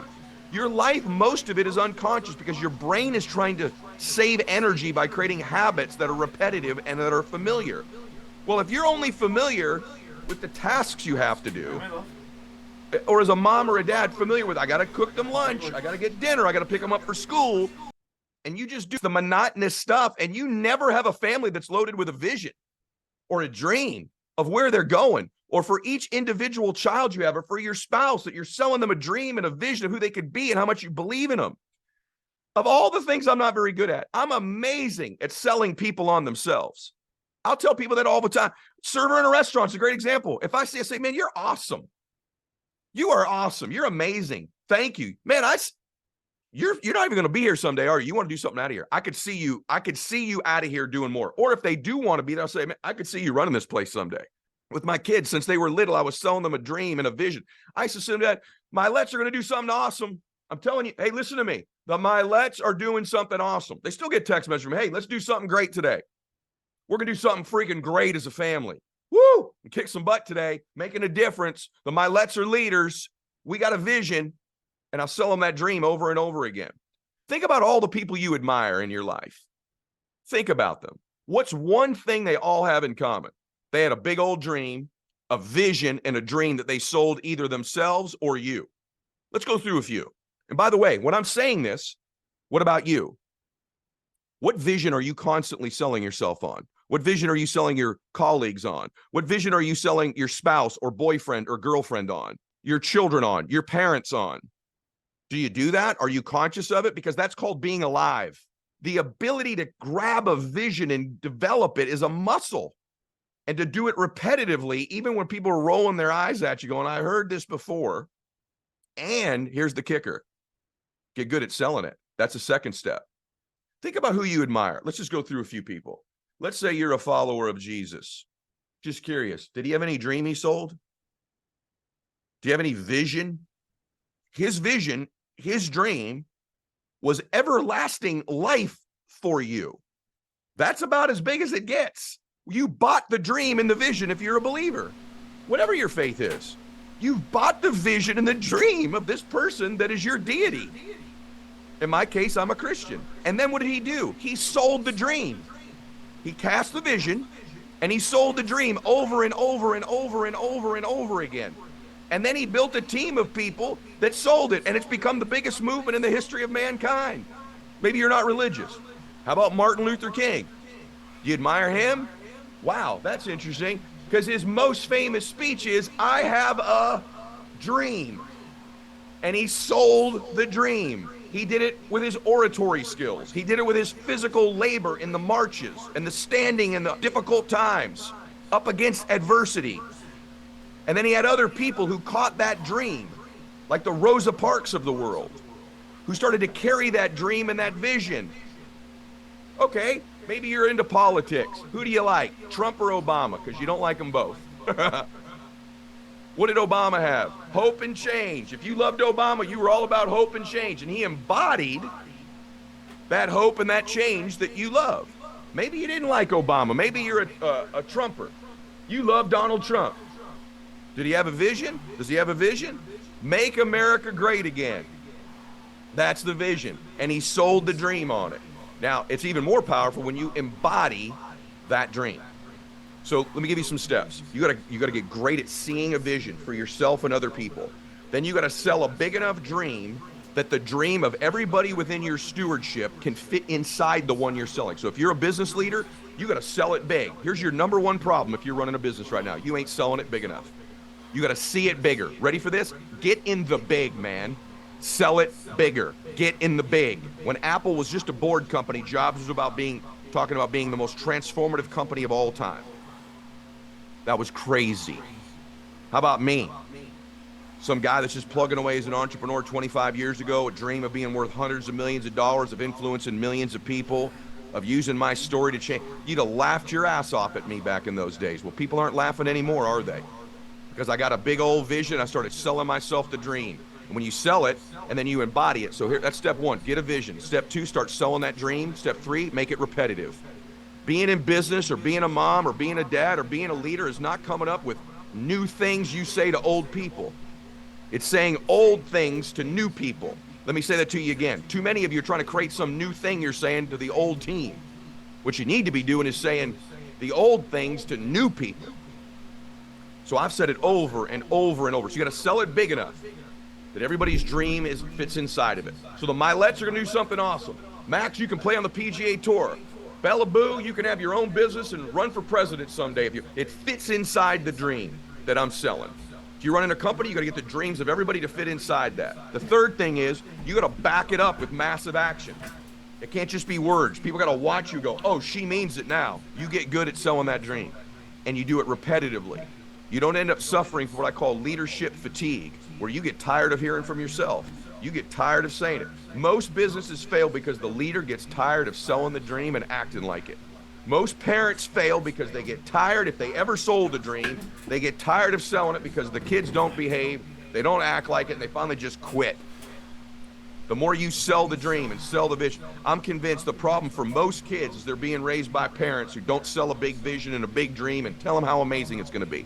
When you're a leader, that's a position. That means you have a viewpoint the people behind you can't see. You have a job as a leader, as a mom, as a dad, as a business leader, as a coach, to say, hey, let me tell you what I see because you can't see it. Let me tell you how it's amazing it's going to be when we get there. How worth it it's going to be to go through the trials and tribulations. How worth it is to go through the ups and downs and put the work in. Let me say it to you again because this is going quick, okay? You got to see something they don't see because of your position as leader, and you got to be able to say, let me tell you what I see. And you tell them over and over and over, and you tell them in different ways until they get it, but you say the same thing. And you tell them how amazing it's going to be when we get there. Go all the way back to Jesus. Let me tell you what I see. I see you in heaven someday. Let me tell you how amazing heaven's going to be. Let me tell you how amazing it is. Right? Over and over and over. Then you tell them how to get there. Over and over and over again. It's got to be big. It's got to be bold. It's got to capture people's hearts. And they've got to see themselves fitting inside the one you're selling. It can't be a selfish dream unless you're just leading you. Then you got to do the hard one. You got to validate it with your action. They got to see you go, wow, she's serious. She's in here 2 hours earlier than she used to be. Oh my gosh, she's got this dream of doing this bodybuilding contest she's doing. Look how disciplined she is with her diet. My gosh, you know she takes off on lunch and works out in addition to her morning workout? They start seeing it. Man, he's talking big stuff for the company right now. He's talking major plans, major vision, unbelievable stuff. Have you seen how he's working right now? This dude's a maniac. He means it. You validate the dream with your actions. You tell your kid they're going to play high school basketball. How often are you getting out there shooting with them? How often are you getting up early? How many videos are you sending them on shooting stuff? How many articles? What the coach are you trying to get work to get them with? Validate it with your actions. You become a powerhouse. And then it starts to get momentum. This is what happens in life. You got to learn to do this. If I was to tell you one thing about your life I would wish for you, is that you would get a bigger vision for you. If there's one thing I would wish for your company, is that you get a bigger vision for your company. If there's one thing I'd wish for your family, is that you get a bigger vision. And after you have those things, then what I would wish for you is that you work on the development of selling that dream and getting better at selling yourself and others on that dream. Then I'd wish you'd repeat it almost to the point of people thinking you're crazy. And then what I would wish is that everybody can fit inside the one you're selling. And then what I'd wish is that you'd validate it by taking massive action. You start doing that, your life changes. The reason your life is not changing if you want it to is you don't have a compelling vision that's greater than your fears. And the way you make a dream happen, by the way, you might say, I don't know what my dream and my vision is. Let me tell you what it is. Your dreams, what will move you in your life, always, is either the future you want or other people. You'll never do anything for yourself, but you'll do stuff to achieve your vision. and you'll do stuff to make other people happy. What I recommend you do is once you get that vision, is you link your love for other people to that vision and dream. Because as long as you tell yourself, I love these people more than I'm afraid that this dream won't happen. I love these people more than I'm worried about the obstacles and the roadblocks. I love my family. I love my whatever it is more than I'm scared, more than the adversity. My love is greater than anything that will get in the way. Most of you are afraid to get a big vision because you think you're going to miss it. And then you're afraid to really pursue it and chase it because you're afraid you'll fail. Many, many times I wanted to quit. And I would remind myself, I love my family more than this obstacle. I love my family more than I'm afraid. I love my family more than this adversity. I will love my family longer and it will endure far past this problem. And once I attached my love to the dream, the people I love to the dream, I became a pretty unstoppable force because there was no cop-out. And by the way, if you know someone who's quit on their dream, you know the hard reality? The adversity was greater than their love. The adversity was greater than their love for their family. They sold their family out. That's the hard truth. I ain't gonna sell out my family. There ain't any word game, any adversity, any obstacle, anything you're gonna put in front of me that's gonna get me to sell my family up the river. And that's exactly what you're doing when you quit. Let me ask you this. Let's just get this straight. Is there anything bigger than your love for these other people? Is there anything that would come in your way that would be bigger than your love? Maybe your love for your Lord, your love for your family. Anything bigger than that? Good. I hope the answer was no. Because if there's nothing bigger than that, you're going to win. Unless, of course, you renegotiate that at some point, which a lot of people do. You ever seen someone who's been defeated in their dream? Quietly, they might blame someone else. They might have their excuse. But deep in their soul, deep in their intuition, deep inside them, they know. They sold out. They sold out. Here's the great news. I've quit many things before, but I got back up again. It's not too late. You can decide right now, that's it. He's right. I'm gonna start attaching my vision and my dreams to my love for these other people, and I'm getting up. I'm gonna be a different force now. Let me ask you this question. Any of you that have kids, and if you don't have kids, just pick somebody you love. Let's say you were sitting in a meeting right now. Someone walked up to you and handed you a note and said that person was in a serious car accident. Picture your children if you have children, or your grandchildren. If you don't have children, your mom or your dad, your boyfriend or your girlfriend. You're in a very big meeting room. And you got handed a note. So-and-so's been in an accident, it's serious, you need to come now. What would you do? You'd get right up and run out of that room, wouldn't you, in a minute? Wouldn't you? Would you stop and go, well, wait a minute. I don't want to be rude to the speaker. I don't want to get up and bother the other people in the room. What's everyone going to think about me when I get up? Is everyone going to say, wouldn't occur to you at all, that stupid stuff of what other people are going to think? Because you got to get to this person you love, right? Because your love is greater than that moment. And when you got up, you started to run out of the room and someone stopped, you go, hey, someone stopped, what are you doing? You can't get up in the middle of the meeting. There's no way you can do this. That's rude. Sit your butt back down. Would you go, oh, okay, I don't want to be rude. Would you do that? Or would you go, get out of my way. My baby, my child, my girlfriend, my mom has been in an accident. Get out of here. And you'd steamroll. And when you got to the door, they said, hey, you need to get back in there. This door is locked. There's no way out. What would you do? Go, well, I guess that's a sign I'm not supposed to get to my dream. It's God giving me a sign. Too much adversity. Is that what you say? It's a sign? Nah. You know what I bet you do? I bet you'd kick the door down, wouldn't you? You sure would. You'd kick that door down. Bam! No obstacle. When you got out to your car and it didn't start and it wouldn't go, you're like, well, I guess that means I'm not supposed to get there. Man, one thing after the other. Guess I'll just lay down here. Another obstacle, another sign. Just not meant to be. I just don't have what it takes to get to my child. Would you do that? Heck no. You'd go carjack a dadgum car if you had to, wouldn't you? You'd ask, I need your car, I need your car, I need your car, I need to take me right now. You'd get an Uber, you do whatever you could. You get an Uber, you get a taxi, you'd run and get anything it took. When you got to the hospital, if you got to the door, they go, hey, slow down, there's procedure here, you got to sign in. Are you family? You got to be like, hey, I gotta get to my family. No obstacle. Well, hey, we need these. Would you say, well, man, before I do it, I need to know the exact words I'm supposed to say. I need to be totally prepared for when I get to the hospital. I need total preparation before I can get to the... Screw preparation. You're never going to be totally prepared for that moment. You don't have to have the perfect words or the perfect moment or the perfect knowledge or understand everything. That's all out the damn window when you want something to get somebody that bad. You'd get to your baby, wouldn't you? You wouldn't need the perfect words. You wouldn't need to know everything. You wouldn't wait to get started for the right timing. None of that crap would matter, would it? Because you're going to get there because you love them so much. That's how your dream has to be. And by the way, that's the truth of how people make their dreams come true. And here's the truth about the people that don't. They don't attach that love, that urgency, that obsession. And so little stupid things start to seem big. What are these people going to think? Oh my gosh, someone rejected me and told me to sit back down. The doors are closed.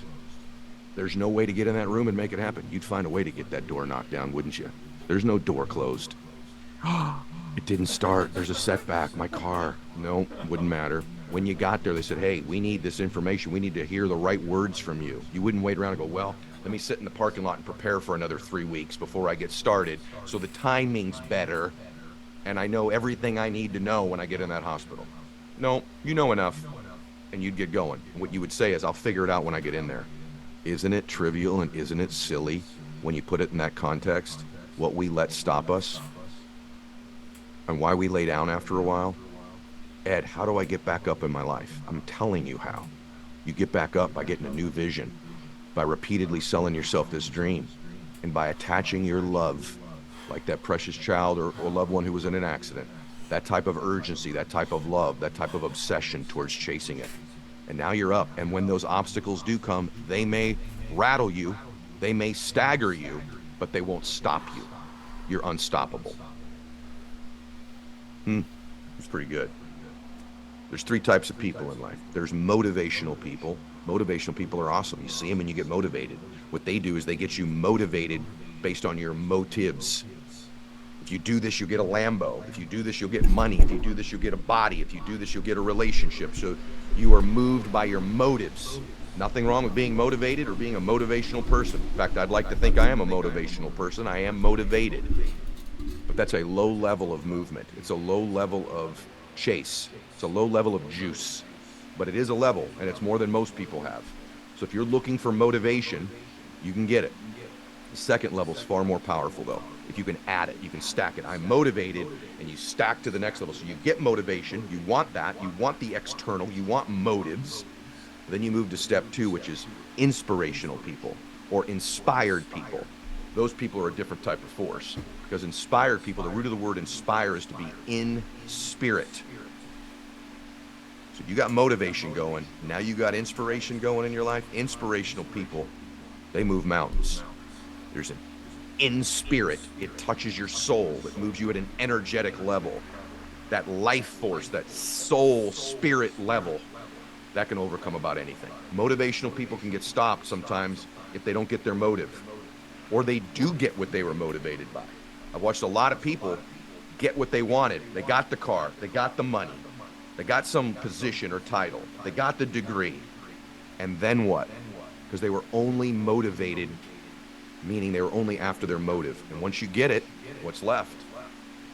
Or if you don't get it, that next level is so powerful, which is to be inspirational or to be in spirit. That's to move people with love. What I'm talking about today is to go to the next level, you need to be inspired. And then the third type of person is very rare. Those are aspirational people. Aspirational people are people you aspire to be like. So if you want to get your family motivated or your company motivated, let's take your company. Hey, if we do X or Y, I'm paying this bonus. If we do X, Y, or Z, we're taking a company trip. If we do X, Y, or Z, it'll mean a job promotion for you. That's motivating people, and you should do that. The next level, though, is to get them inspired in spirit, which is to say we're going to make a difference in other people's lives. We're going to make history. We're going to create change. We're going to change the planet. We're going to rewrite a wrong. We're going to do something great as a company. We're going to make history. That, or as a family, we're going to take the whole family to a new level. We're going to create generational wealth. This family's going to be joyous and different and amazing. I said earlier, one of the things about Dr. King that was so powerful was not only was he motivational, but he was inspirational. You felt something spiritual. You felt something in your soul. You felt an emotion. But he was even beyond that, wasn't he? The reason he was a transformational figure is because he was aspirational. People aspired to be like him. He didn't just speak, he went to the march. He stood in the line. He stood in the tough place. He took the hits. He lived under threat for so long and still stood by his beliefs and his dream. He was aspirational. If you're a follower of Jesus, sure heck was motivating. Man, what an inspirational man. What an inspirational figure when he was walking this earth. Unbelievably inspirational. But he was more. He was aspirational. He lived it. He literally died for you and for me. Doesn't get any more aspirational than that. And that's how you create a big movement. That's how you create an amazing family. That's how you do something great. Motivational, inspirational, and aspirational. At least today, start by being motivated. But be working your way towards being inspirational. And take massive action on a regular basis and you will become aspirational. Back it up with massive action. Anyway, that's what I think you do to change your life today. Now, there's a million things I can talk about. I talk about them every week. But in today's case, it takes leaders with vision to help people with dreams. And everybody you meet has a dream. Everybody you meet has a dream in their heart, or they used to. And it is your job to reinvigorate, to turn that light on, to create that fire in other people with a kind word by telling them what you see. And then if they see you living a certain way, they want to be more like you, then you become aspirational. In your family, let me tell you what I see. Let me tell you what I see. I see a vision for our family. I see a vision for you, my son. I see a vision for you, my daughter. I see a vision for you. You're going to do something great with your life, and you repeat it over and over and over again. You tell them about their giftedness and their greatness and what they're good at. And you back it up with the actions you take. That's how you transform that. In your company, it's the same thing. Let me tell you where I see we're going. If we get there, there's this trip, there's this contest, there's this reward, there's this promotion.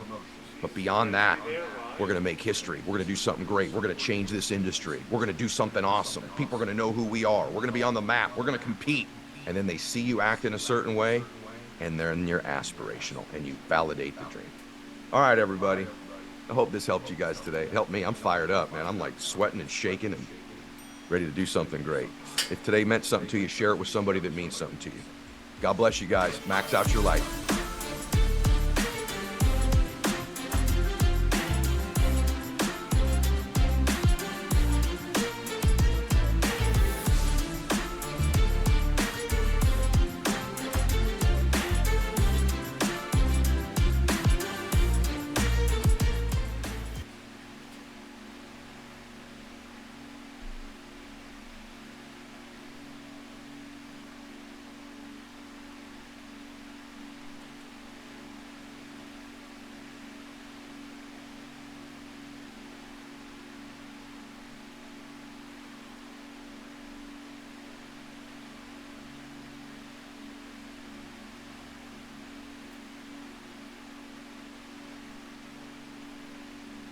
You were born to do something great with your life. I am no different than you. No man or woman is different than you. We're the child of the same God. We are all born to do something great with our lives in big ways and in what most people think are small ways. These quiet gestures you do every day for other people that the rest of the world doesn't see on Instagram, and it doesn't get you on YouTube, and it doesn't get 1 million views, but you're not invisible to them. You were not born to be invisible.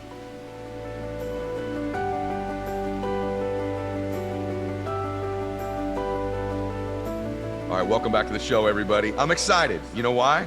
It's going to be you and I today. And I haven't done that in quite a while. Those of you that are fans of the show or have listened to it for a long time, you know that back in the day, I often did what we call solo episodes, where I created messages and content on the show every week and didn't just do interviews. So I covered everything from blissful to satisfaction to unlocking your success code. I mean, everything. I did how to be happier, how to max out your life. I did time management and how to get 3 days in one and how to be a better listener. I've created all kinds of content, but as the show grew, and quite frankly, as I started to coach more and more people in the Arte Syndicate, I did fewer solo episodes and reserved sort of my coaching and mentoring for the Arte Syndicate and did more interviews. And that will be the case going forward. But so many of you have been messaging me on social media saying, hey, could you please just have a show where it's you, where you talk to us about your thoughts, your concepts, your strategies during what is really a unique and difficult time. And so, yes, that's what we're going to do today. I'm going to just throw you a bunch of disorganized ideas I have and thoughts I have that I think can help you thrive during what are, challenging times. And by the way, no matter when you're listening to this, here's the irony. No matter when you're listening to this, whether it's right when I recorded it in 2022 or 3 years later, there will be trying times. There will be difficulties. There will be things to overcome. And that's why first thing I want you to write down is outlast the temporary. Outlast the temporary. Outlast the temporary. Everything in life is temporary. In fact, our physical body is temporary. And so every single element of our lives are temporary. But the more we think things become permanent, the more the pressure accumulates on us. We can never get out of this. I'm permanently going to be broke. I'm permanently going to be unhappy. I'm permanently overweight. The world is permanently going to be in turmoil. My business is permanently going to fail. It's just a lie. You have to outlast the temporary. All pain is temporary. All things are temporary. And that's something that's really difficult to get our arms around. But if you really think about it, your body is temporary. At some point, your body will no longer exist. So everything in life is temporary. And once you embrace that, it changes your perspective on everything. So I'm going to share so much with you guys today. And it's great to be back with you one-on-one. Before I do that, I should tell you that this calling I have in my heart, as you know, I do this show. I do really everything I do in my public life to serve people. I certainly don't do it for money. I was wealthy way before I started to do any of this stuff, and it's not a significant part of my income. But one of the things I am doing currently that's sort of never been done before is I have a book coming out June 1st called The Power of One More. And I believe this book is going to change the world. It's, if you've all read Think and Grow Rich before, I love Napoleon Hill. In fact, I'm going to read out of his book to you today as part of my message. I love Think and Grow Rich, but I always felt like, yeah, you got to think and grow rich, but you got to act and do specific things to get rich. And rich, by the way, means happiness, bliss, financial, relationship, emotions, whatever rich means to you. So I've written a book called The Power of One More. It comes out June 1st, but you can pre-order it right now. And that book, I believe, is revolutionary. It's really the first ever book, in my opinion, written that puts thoughts and actions in congruency. And I legitimately, in this book, give you tons of different thoughts and actions that if you do them simultaneously, they create change. And it's really my life's work in one book. And here's what I'm doing, just to share this with you, and maybe I'll mention it later in the show or not. I believe this book could change your life, or at least improve it for sure, might change the world. But to make sure you want to pre-order, it's #1 on Amazon right now. To make sure you pre-order it, I'm going to do something crazy, which is I'm doing an event May 27th. It's a virtual event for most people, although there is some in-person seating on May 27th. This event includes myself will be teaching and speaking, Eric Thomas, Andy Frisella, Mel Robbins, Rob Dyrdek, Jenna Kutcher, Maria Menounos, I think John Gordon, I don't know if I've mentioned them all to you, and a bunch of other people. And here's the deal. If you pre-order my book, I know this is crazy, you get to go to the event for free. I'm not kidding. You're in the entire event for free. There's no upsell. This is one of the events where we're going to sell you stuff when you're there. It's just to serve, just to pour out to you.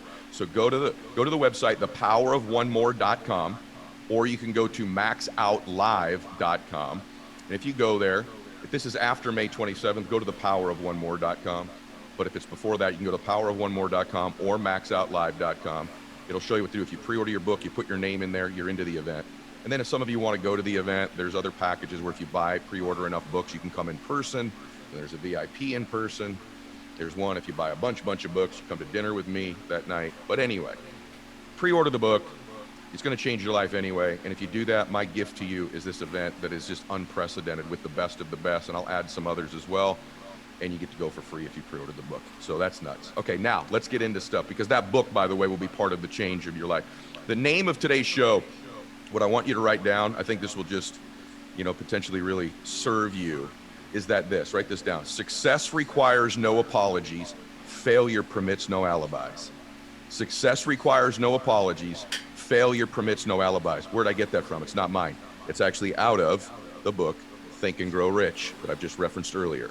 One of the original versions I'm holding up my dear friend Robin Sharma sent to me. And so that is not my quote. I can't stand when people use my content and quotes and don't give me credit. That's not my quote. That's out of Think and Grow Rich. But the theme of today is that, listen, success requires no apologies and failure permits no alibis. We can't be making alibis. And so how do we create change in our life? How do we How do we make moves through this difficult times? Because no matter what time you're listening to this, it'll be trying. There's always things to overcome. That's what life's about. One of the things in Think and Grow Rich that I love is in the book, this is so profound, and I hope this gives you hope, that in the book, he talks about going through adversity, going through trials and tribulations. And he ends up saying in the book that if you can get to the other side of these trials, if you don't quit, that you get introduced to your other self. Your other self. And so what if it is that all of the tragedies, trials, tribulations, difficulties in our lives are all set up there so that on the other side of it, there's another version of it. So the other side of it, we get introduced to our other self. I'm 51 years old when this comes out, and I must tell you that I've been introduced to many different versions of me, and the only way I got to those versions of me was to have to go through something difficult that tried me, that pushed me, that caused me to question myself, doubt myself, almost give in, almost resist.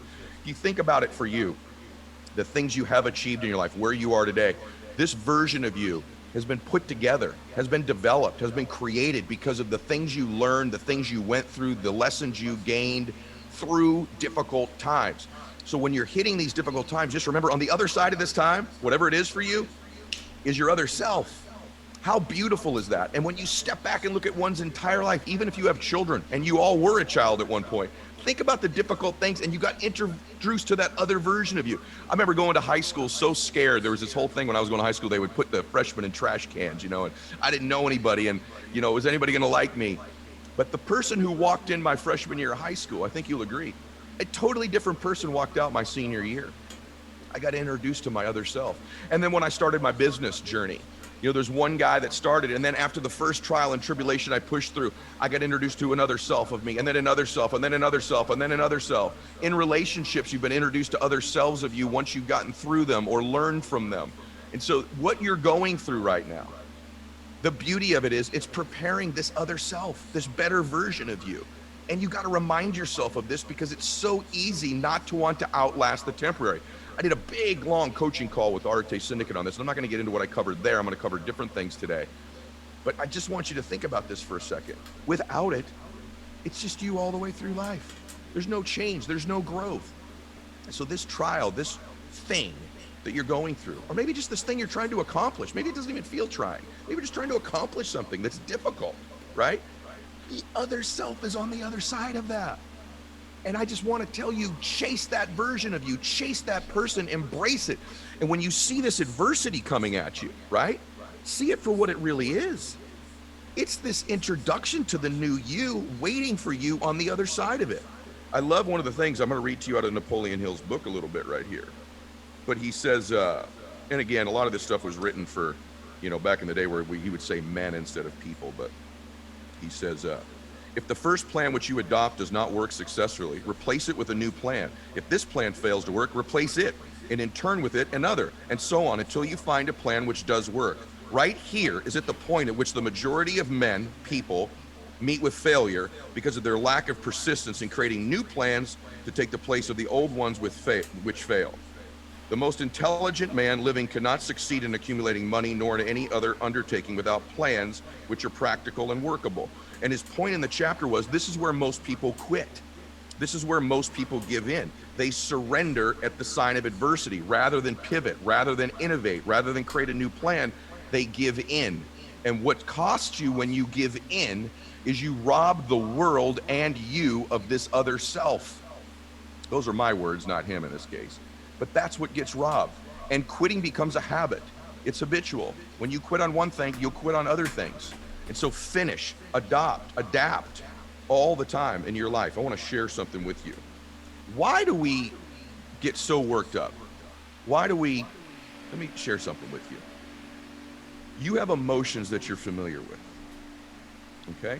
And some of these emotions serve you and some of them don't serve you. It's called your emotional home is what I call it. And oftentimes in our lives, we will find a way to get that emotion we're addicted to. Our heart and our emotions move towards what we are most familiar with. I'm going to cover this in 2 places today for you. And I hope that this is one of these life-changing shows where you're like, yeah, man, I'm glad he didn't interview somebody today. This is better. So I have to say this to you. You have an emotional home. And it's important to take an inventory of what is that home, because you find a way to get it every week, whatever those emotions are. They could be peace, joy, ecstasy, passion, right? all those great emotions that you can have. And by the way, they aren't good and bad. Just some serve us and some don't.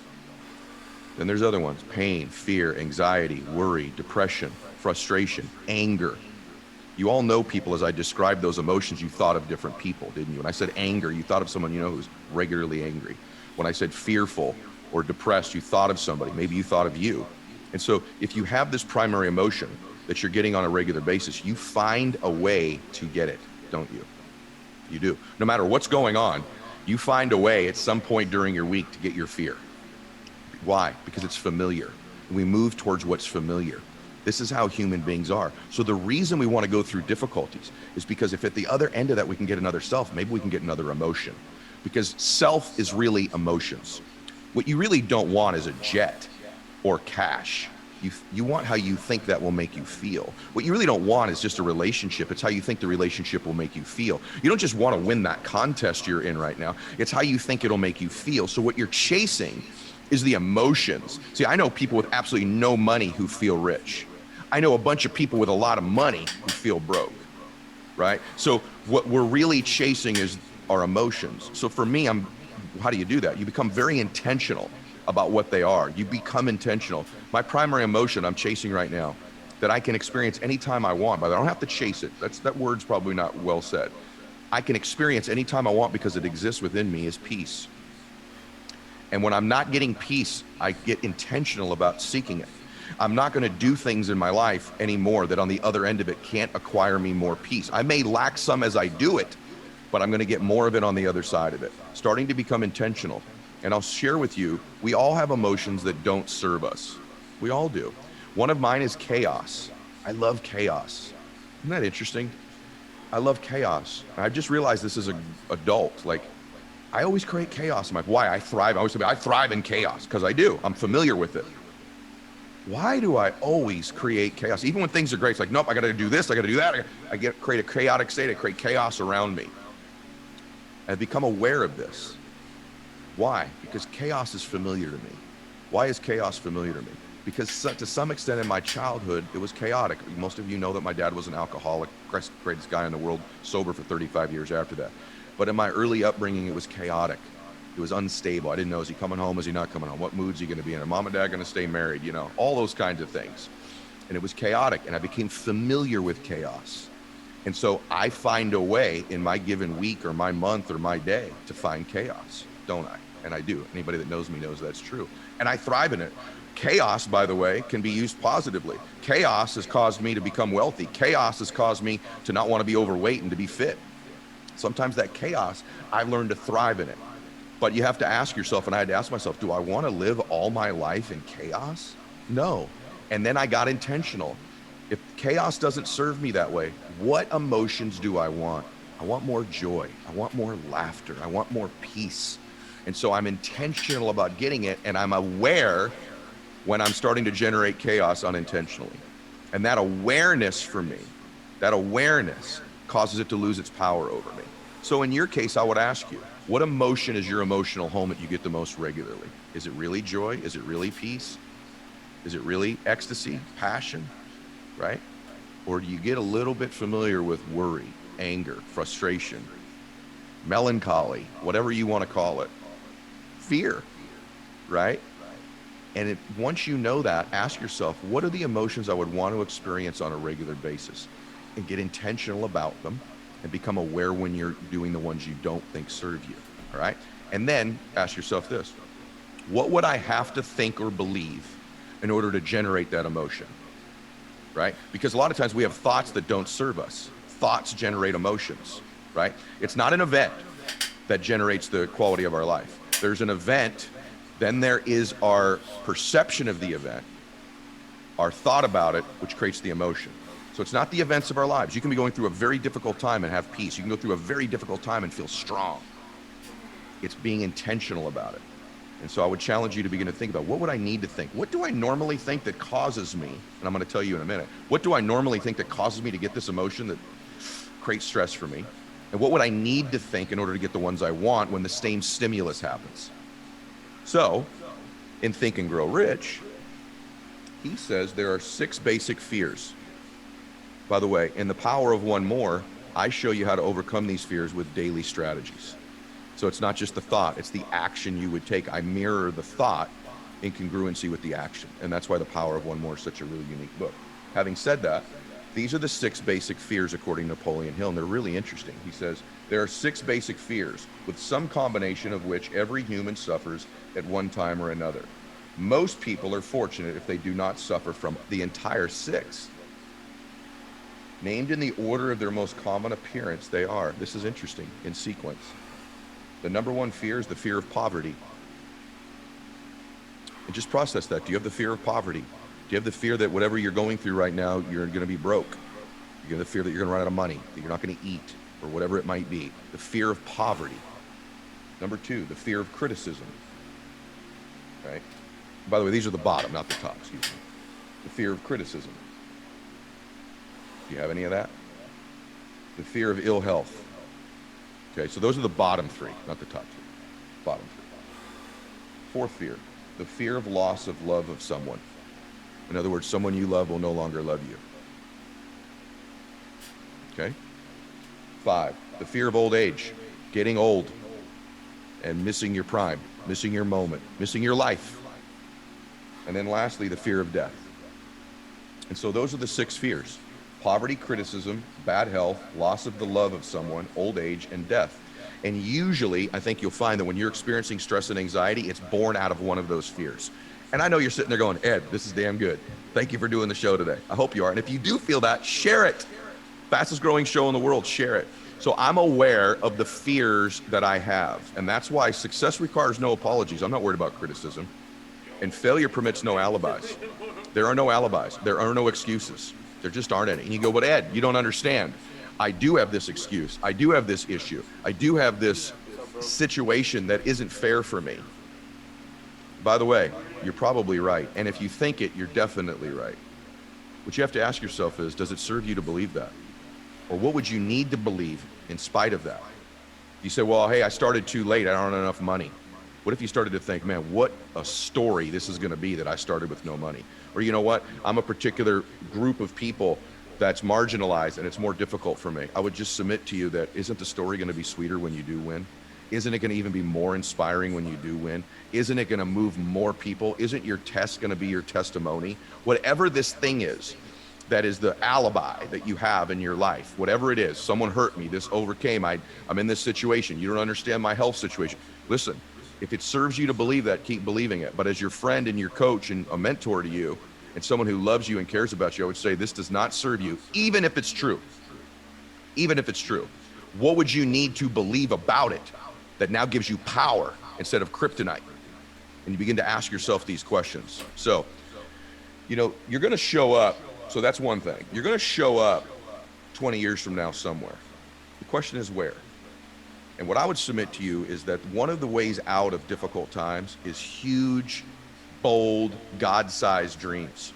Like, what is your huge, bold, the one you're embarrassed to tell people, the huge, bold, God-sized dream in your life? And the more of it you begin to project into that dream state of what you want in your life, the more it gives you the inspiration. If your dreams are bigger than the adversity, you'll get through it. But the minute that adversity, those emotions are bigger than where you're going, bigger than your dreams, you're toast.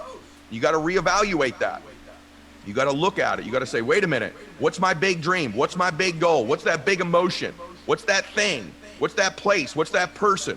What's that contribution? Whatever it might be. And you got to begin to obsess about it, because what I said earlier is true. Your mind moves towards what it's most familiar with. So if you're most familiar with your fears, those 6 fears, or these emotions you don't want, or your problems, or your setbacks, or the things that are not in your favor, then you're going to move towards them. Let me say that to you again. You may be right about this adversity. You may be right about your circumstance. You may be right about all that.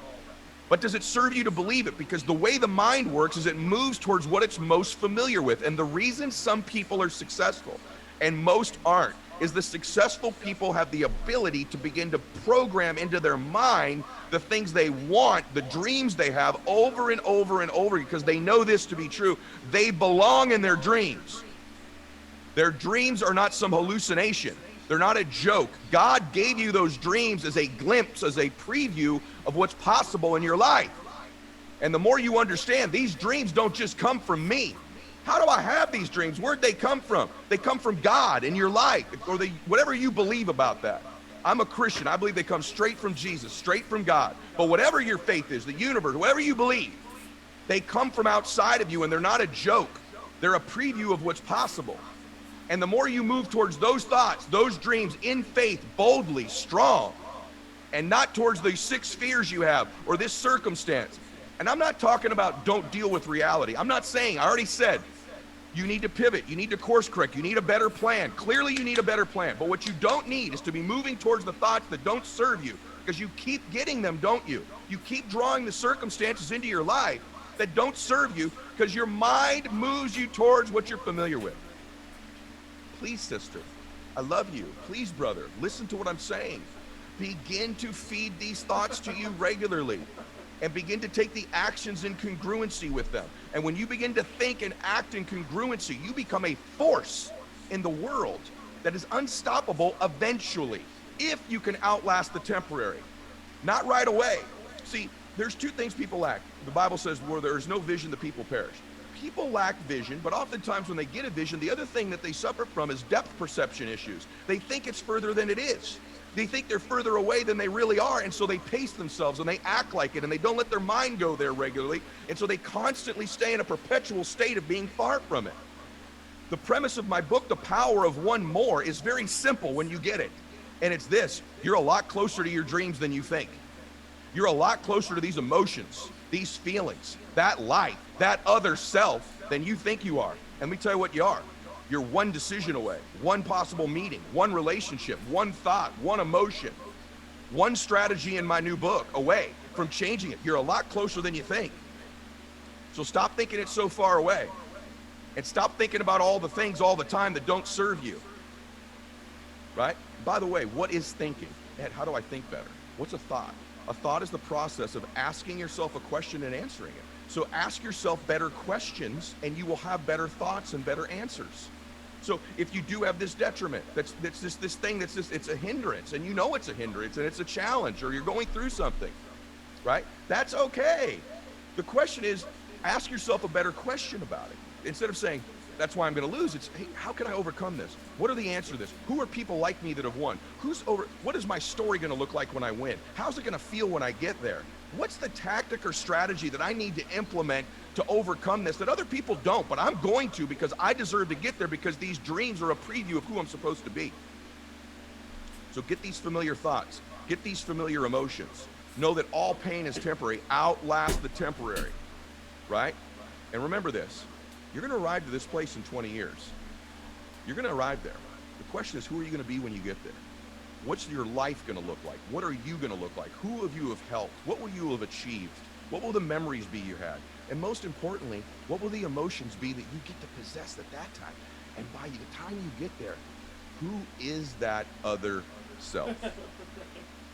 I'll submit to you, there's 4 characters for the most part you could show up as in 4 years. Or excuse me, in 20 years. There's 4 characters most people show up in their lives as. I'll give you who I think they are. Number 1 person they show up as in 20 years is invisible. They're invisible. No one knows them. No one knows anything they've achieved. No one's kept a record of their life. And I'm not talking about big things. I'm talking about small things. It's that kind phone call that you make in the morning to a friend you haven't talked to in a long time. You're no longer invisible to them. It's that helping somebody in need when no one will see you doing it. When it's an invisible gesture, you're no longer invisible, because you're making deposits in this other self. You're making deposits in this dream version of you. You are reaping what you sow. But many people show up in their lives, their entire life is invisible. That's one person you could show up as. Ask yourself, am I willing to let whatever I'm going through right now, or what's ever going on in the world, what's ever going on in the economy, what's ever going on in my mind, what's ever going on in my family, cause me to show up 20 years from now invisibly? No one knows me. I've made no difference in other people's lives. Is that what you were born to do? Is that glimpse of the dream in your life? Absolutely not. Remind you of something. You were born to do something great with your life. I am no different than you. No man or woman is different than you. We're the child of the same God. We were all born to do something great with our lives in big ways and in what most people think are small ways. these quiet gestures you do every day for other people that the rest of the world doesn't see on Instagram, and it doesn't get you on YouTube, and it doesn't get 1 million views, but you're not invisible to them. You were not born to be invisible. Second person you could show up as in 20 years is a victim. You could have this story in 20 years. I was a victim of people, a victim of my life, a victim of my circumstances, a victim. And if you believe that about yourself and you keep moving towards those thoughts, you will surely repeat them.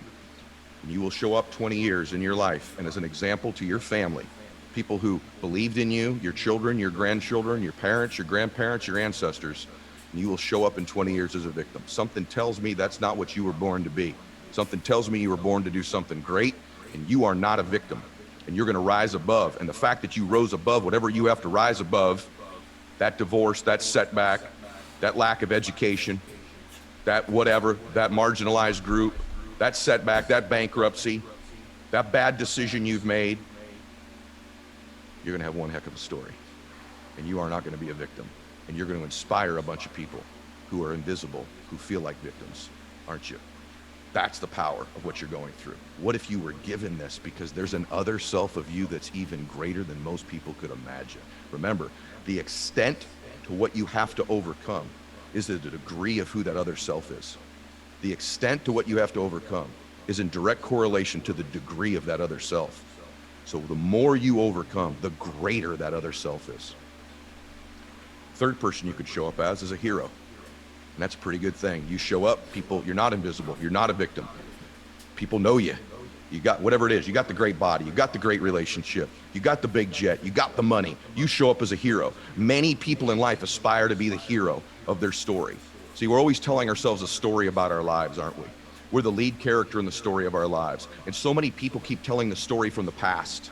And they repeat that story because they move towards it. Or they tell the story of the victim or the story of the invisible, and they repeat this character over and over again. But then a lot of people start to tell the story of the hero. I'm going to be a hero. I'm going to win. I'm going to make something great with my life. And that's a powerful time in our lives. And a lot of people can get there. You see them on social media. You see them on television. You see them at your church. You see them in your community. You see them as the coach. You see them as the teacher. They become a hero in their life. You could show up as a hero, and that's a darn good life. And it's an option you could pursue. See, a lot of times in families, when you look at families that have won in your life, you go, man, that family's rich. You see this house these people living on the beach, or they're traveling here. So then you go, man, who are these people? I just think, who are these people? You just remember this. Happy and successful families, eventually rich families, eventually they came from someone who wasn't rich, who wasn't happy. All people that you see that are rich, happy, or successful, eventually there's someone way back in their family who wasn't. And then the one showed up. Then the one, I've talked about this before, the one person shows up in the family and says, nope, I'm the hero. I'm the one. I change our family tree forever. I make my family proud of me. I change our generational wealth. I change our emotions. I change the example. People in our family are going to want to be like me. I'm the one. And guys, I'll tell you, in my family, I'm the damn one. And you know what? Not only about getting rich, not only about making a difference, but people in my family now think differently than they used to think. They don't think the same like they used to. They think bigger thoughts. They think about serving people. They think about making a difference. They believe their life can be great because I refuse to be invisible. I refuse to be a victim. Yeah, I'm the son of an alcoholic. Yeah, I had a difficult upbringing. Yeah, nobody knew my family. Yeah, we weren't rich. Yeah, not a lot of education in my family. Yeah, well, I'm not invisible. And well, I'm not a victim. And I became a hero in my family, and so can you. You could be the one. You can be the one. When you start hitting that wall, you start thinking, no, I'm the one. I'm the one who doesn't quit. I'm the one who doesn't give in. I'm the one who keeps growing. I'm the one who keeps dreaming when everyone thinks I'm crazy. I'm the one. And you hold on to that being the one. You become the hero. That's an amazing life. You change your family tree forever. It's not the wealth, although it is. It's not the options and the choices. It's the memories. It's the moments. It's the contribution. But most importantly, it's the identity of your family. They don't think the same anymore. They got different thoughts. They operate differently. Their view of the world is different. Who they think they can become is different because of your example. See, I'll give you the fourth one in a minute, but let me tell you, there's 4 stages of people in life. There's the people that are just kind of, they're just going through life, unaware, not concerned. Then there's people who become motivational. Motivational people achieve things. They play to motives. Motives like get a car, You know, if you do this, you get a car, you get a house, you get money, you get a body. Motivational people are awesome. The level beyond that, though, is inspirational. Inspirational people move people like I hope I'm doing with you today. The root of inspiration is to be in spirit, to move people spiritually, to touch their heart, to move their emotions, to lend yourself, to move them with their higher other self, not just their motives of stuff, but things in spirit, making a difference in people's lives. Inspirational people are very, very rare. See, most people are that dead stage, they just drift through life. Then there's a very small percentage that are motivated people and they achieve things and they have a good life. Much smaller group is inspirational, where they inspire. They move people. You can't feel it. It's an energy you feel. You can't describe it, but you feel it. It's inspirational. And then there's a really small group that's reserved for the highest level, which is aspirational people. Aspirational people aren't just motivational or inspirational. They're aspirational, meaning that you want to be and aspire to be like them. Those are the people that change the world. The people that change the world aren't motivational. They're not quite inspirational anymore. They've moved past that. They do motivate, they do inspire, but they aspire. People aspire to be like them. That's who I want to be like. That's who I want to act like. That's the kind of person I want to be.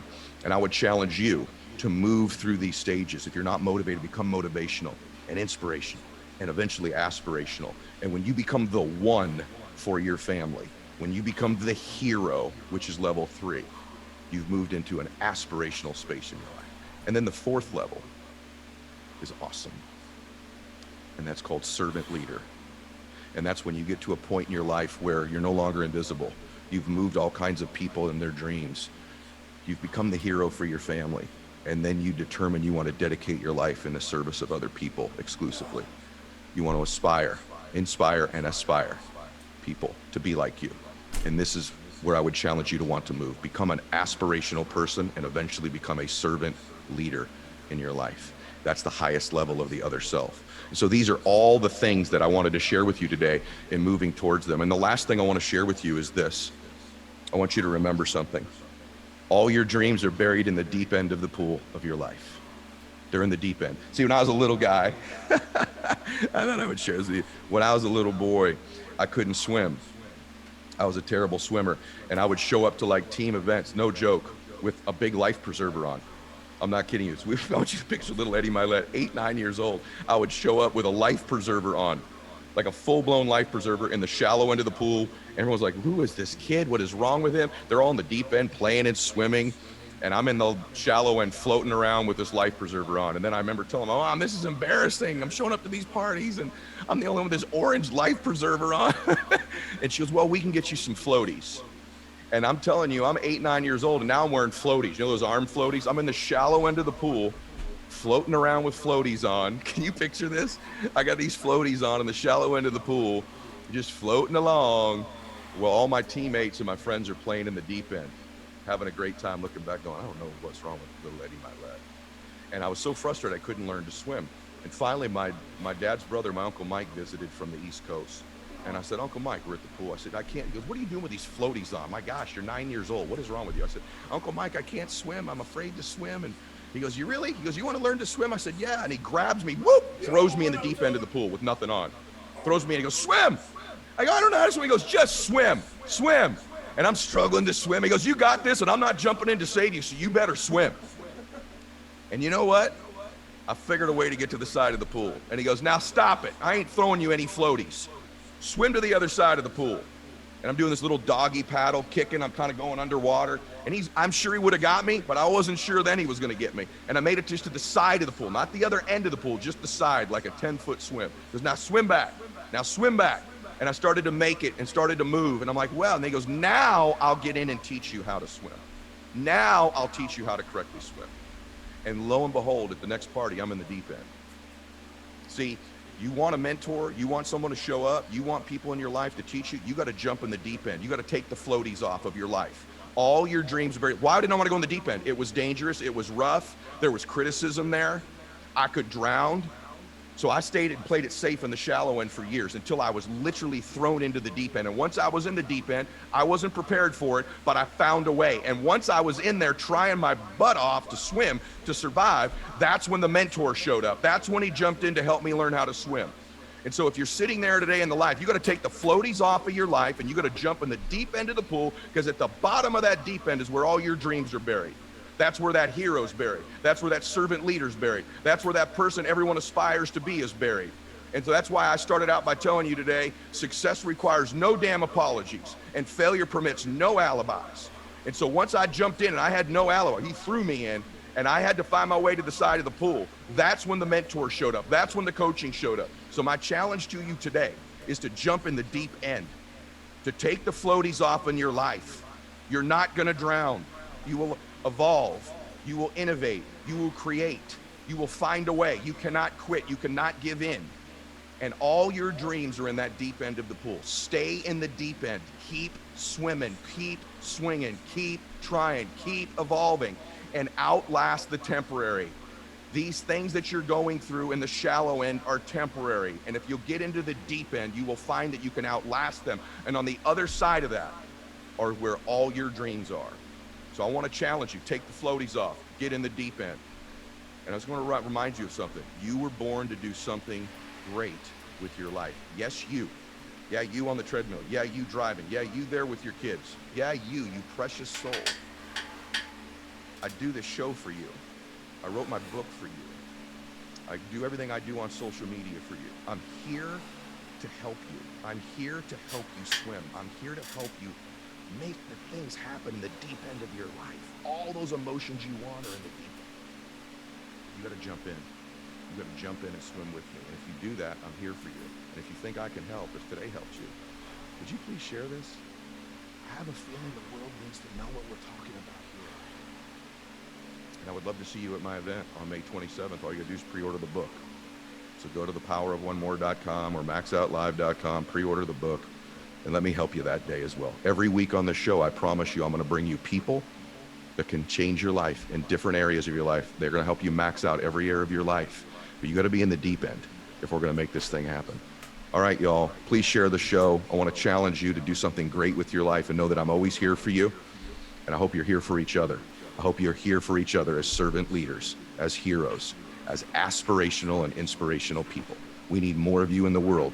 You want these world problems to start to diminish and go away? We need more servant leaders. We need more inspirational leaders. We need more people we aspire to be like, and we need more people helping each other in the deep end of the pool of their lives with their dreams. And we all come together and do something awesome. We were all born by the same God. We're the children of the same God. We deserve the greatest lives we were born to have. It's a preview of your dreams. All right, God bless you all. Max out. Hey guys, thanks for sticking around. If you'd like more, click the videos right here. They're exactly what you need. It's the worst thing you could tell a young person is, be patient, take your time, you have forever. If you're like me, my mom and my dad didn't give me a business. I didn't start on second or third base like some of these people that are telling you somehow to be patient. When I was in my 20s, I made 6 figures early in my 20s. By the time I was 30, I was making 7 figures. By the time I was 40, I was earning an 8-figure income. What if somebody had told me, cool it, be patient, don't worry about it. My entire life would be different. I want to talk to all the young people out there, including their parents, who ask me so many questions about, are there things I could be doing with my children to position them for success as they get older?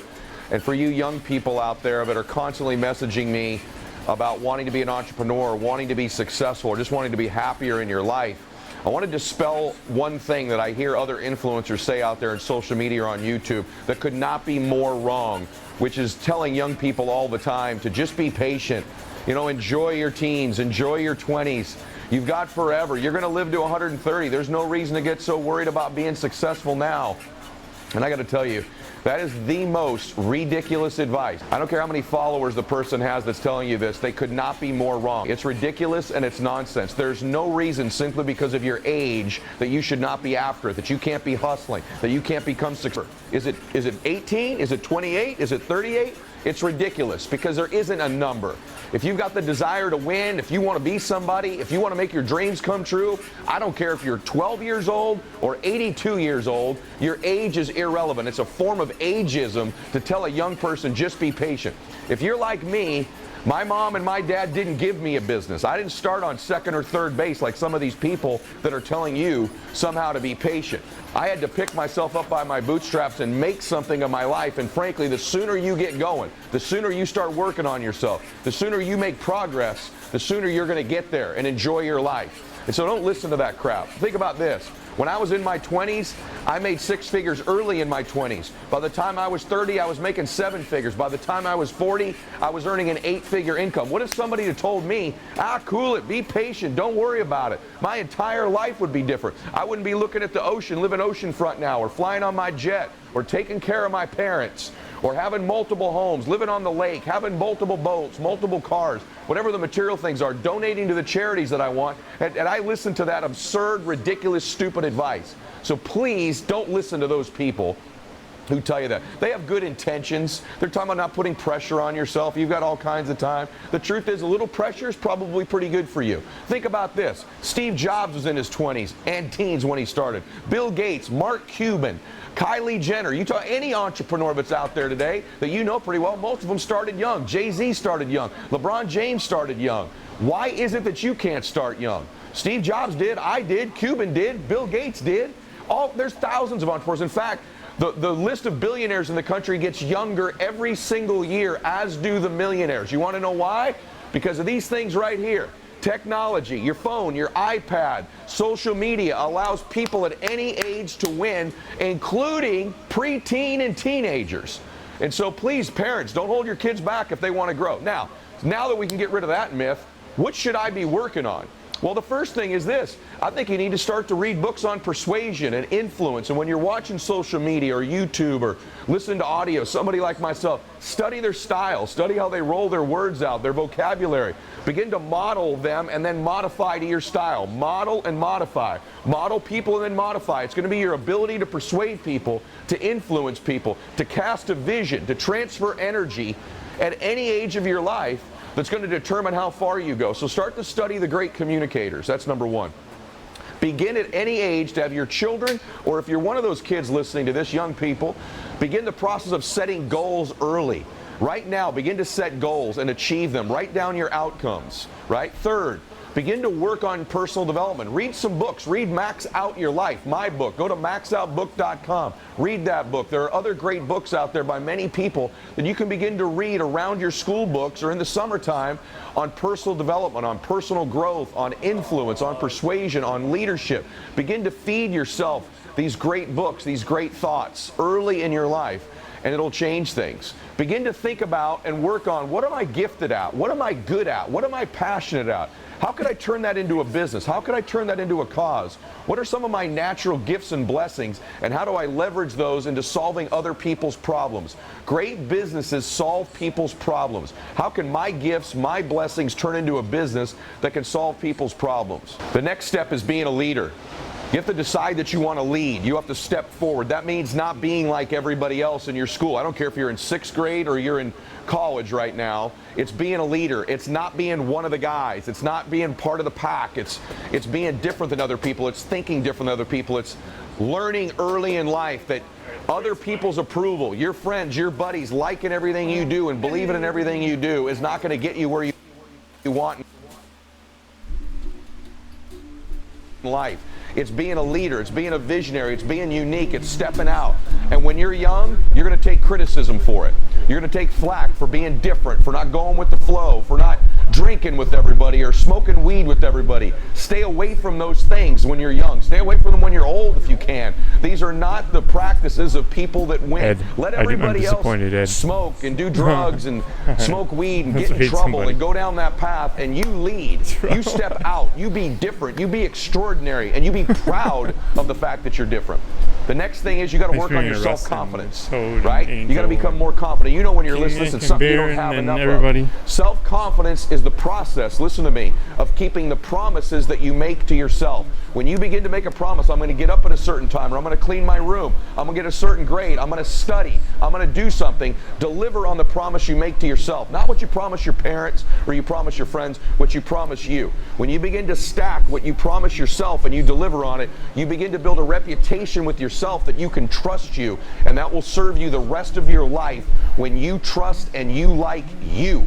That's self-confidence. Keep the promises you make to yourself. The next part is start to work on your self-worth, your identity, which is different than just your confidence. Self-worth means I deserve this. I'm worth this. And that comes from doing the hard work. That comes from being unique. It comes from noticing it when you're a leader, noticing it when you do things other people don't do, noticing it when you turn away from bullying somebody and you're the kind one, or you interrupt someone who's bullying and you stop it, or you step up in a situation and you lead and you do the right thing, and you begin to realize you're different, you're unique, you're special. Your self-worth begins to change, and you believe over the time in your life, I deserve to win, I deserve to be different. The next thing is this: you got to take some steps.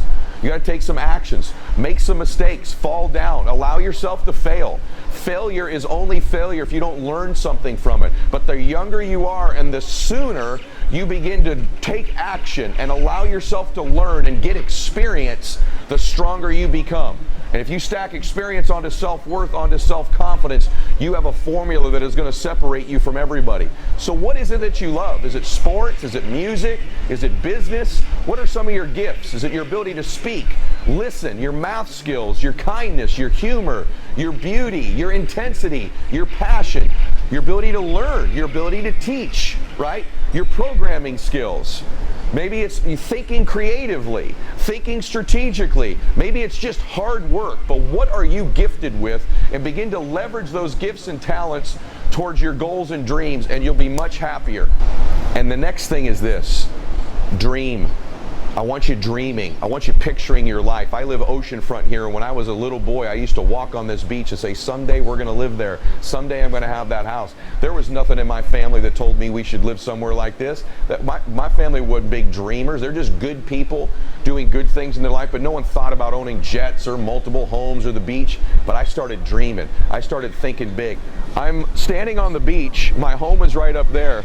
And this entire process started with just a thought in my mind of living here. When I was much younger, I walked on this beach with my then girlfriend, and I began to think about living here one day, and it opened a space in my mind as a young man about what would it be like to live oceanfront. I didn't know who these people were that lived here. I didn't know how they got here. That wasn't important. What happened was I had the thought about living here someday, the dream, and it created a space that didn't exist with me before I had that thought.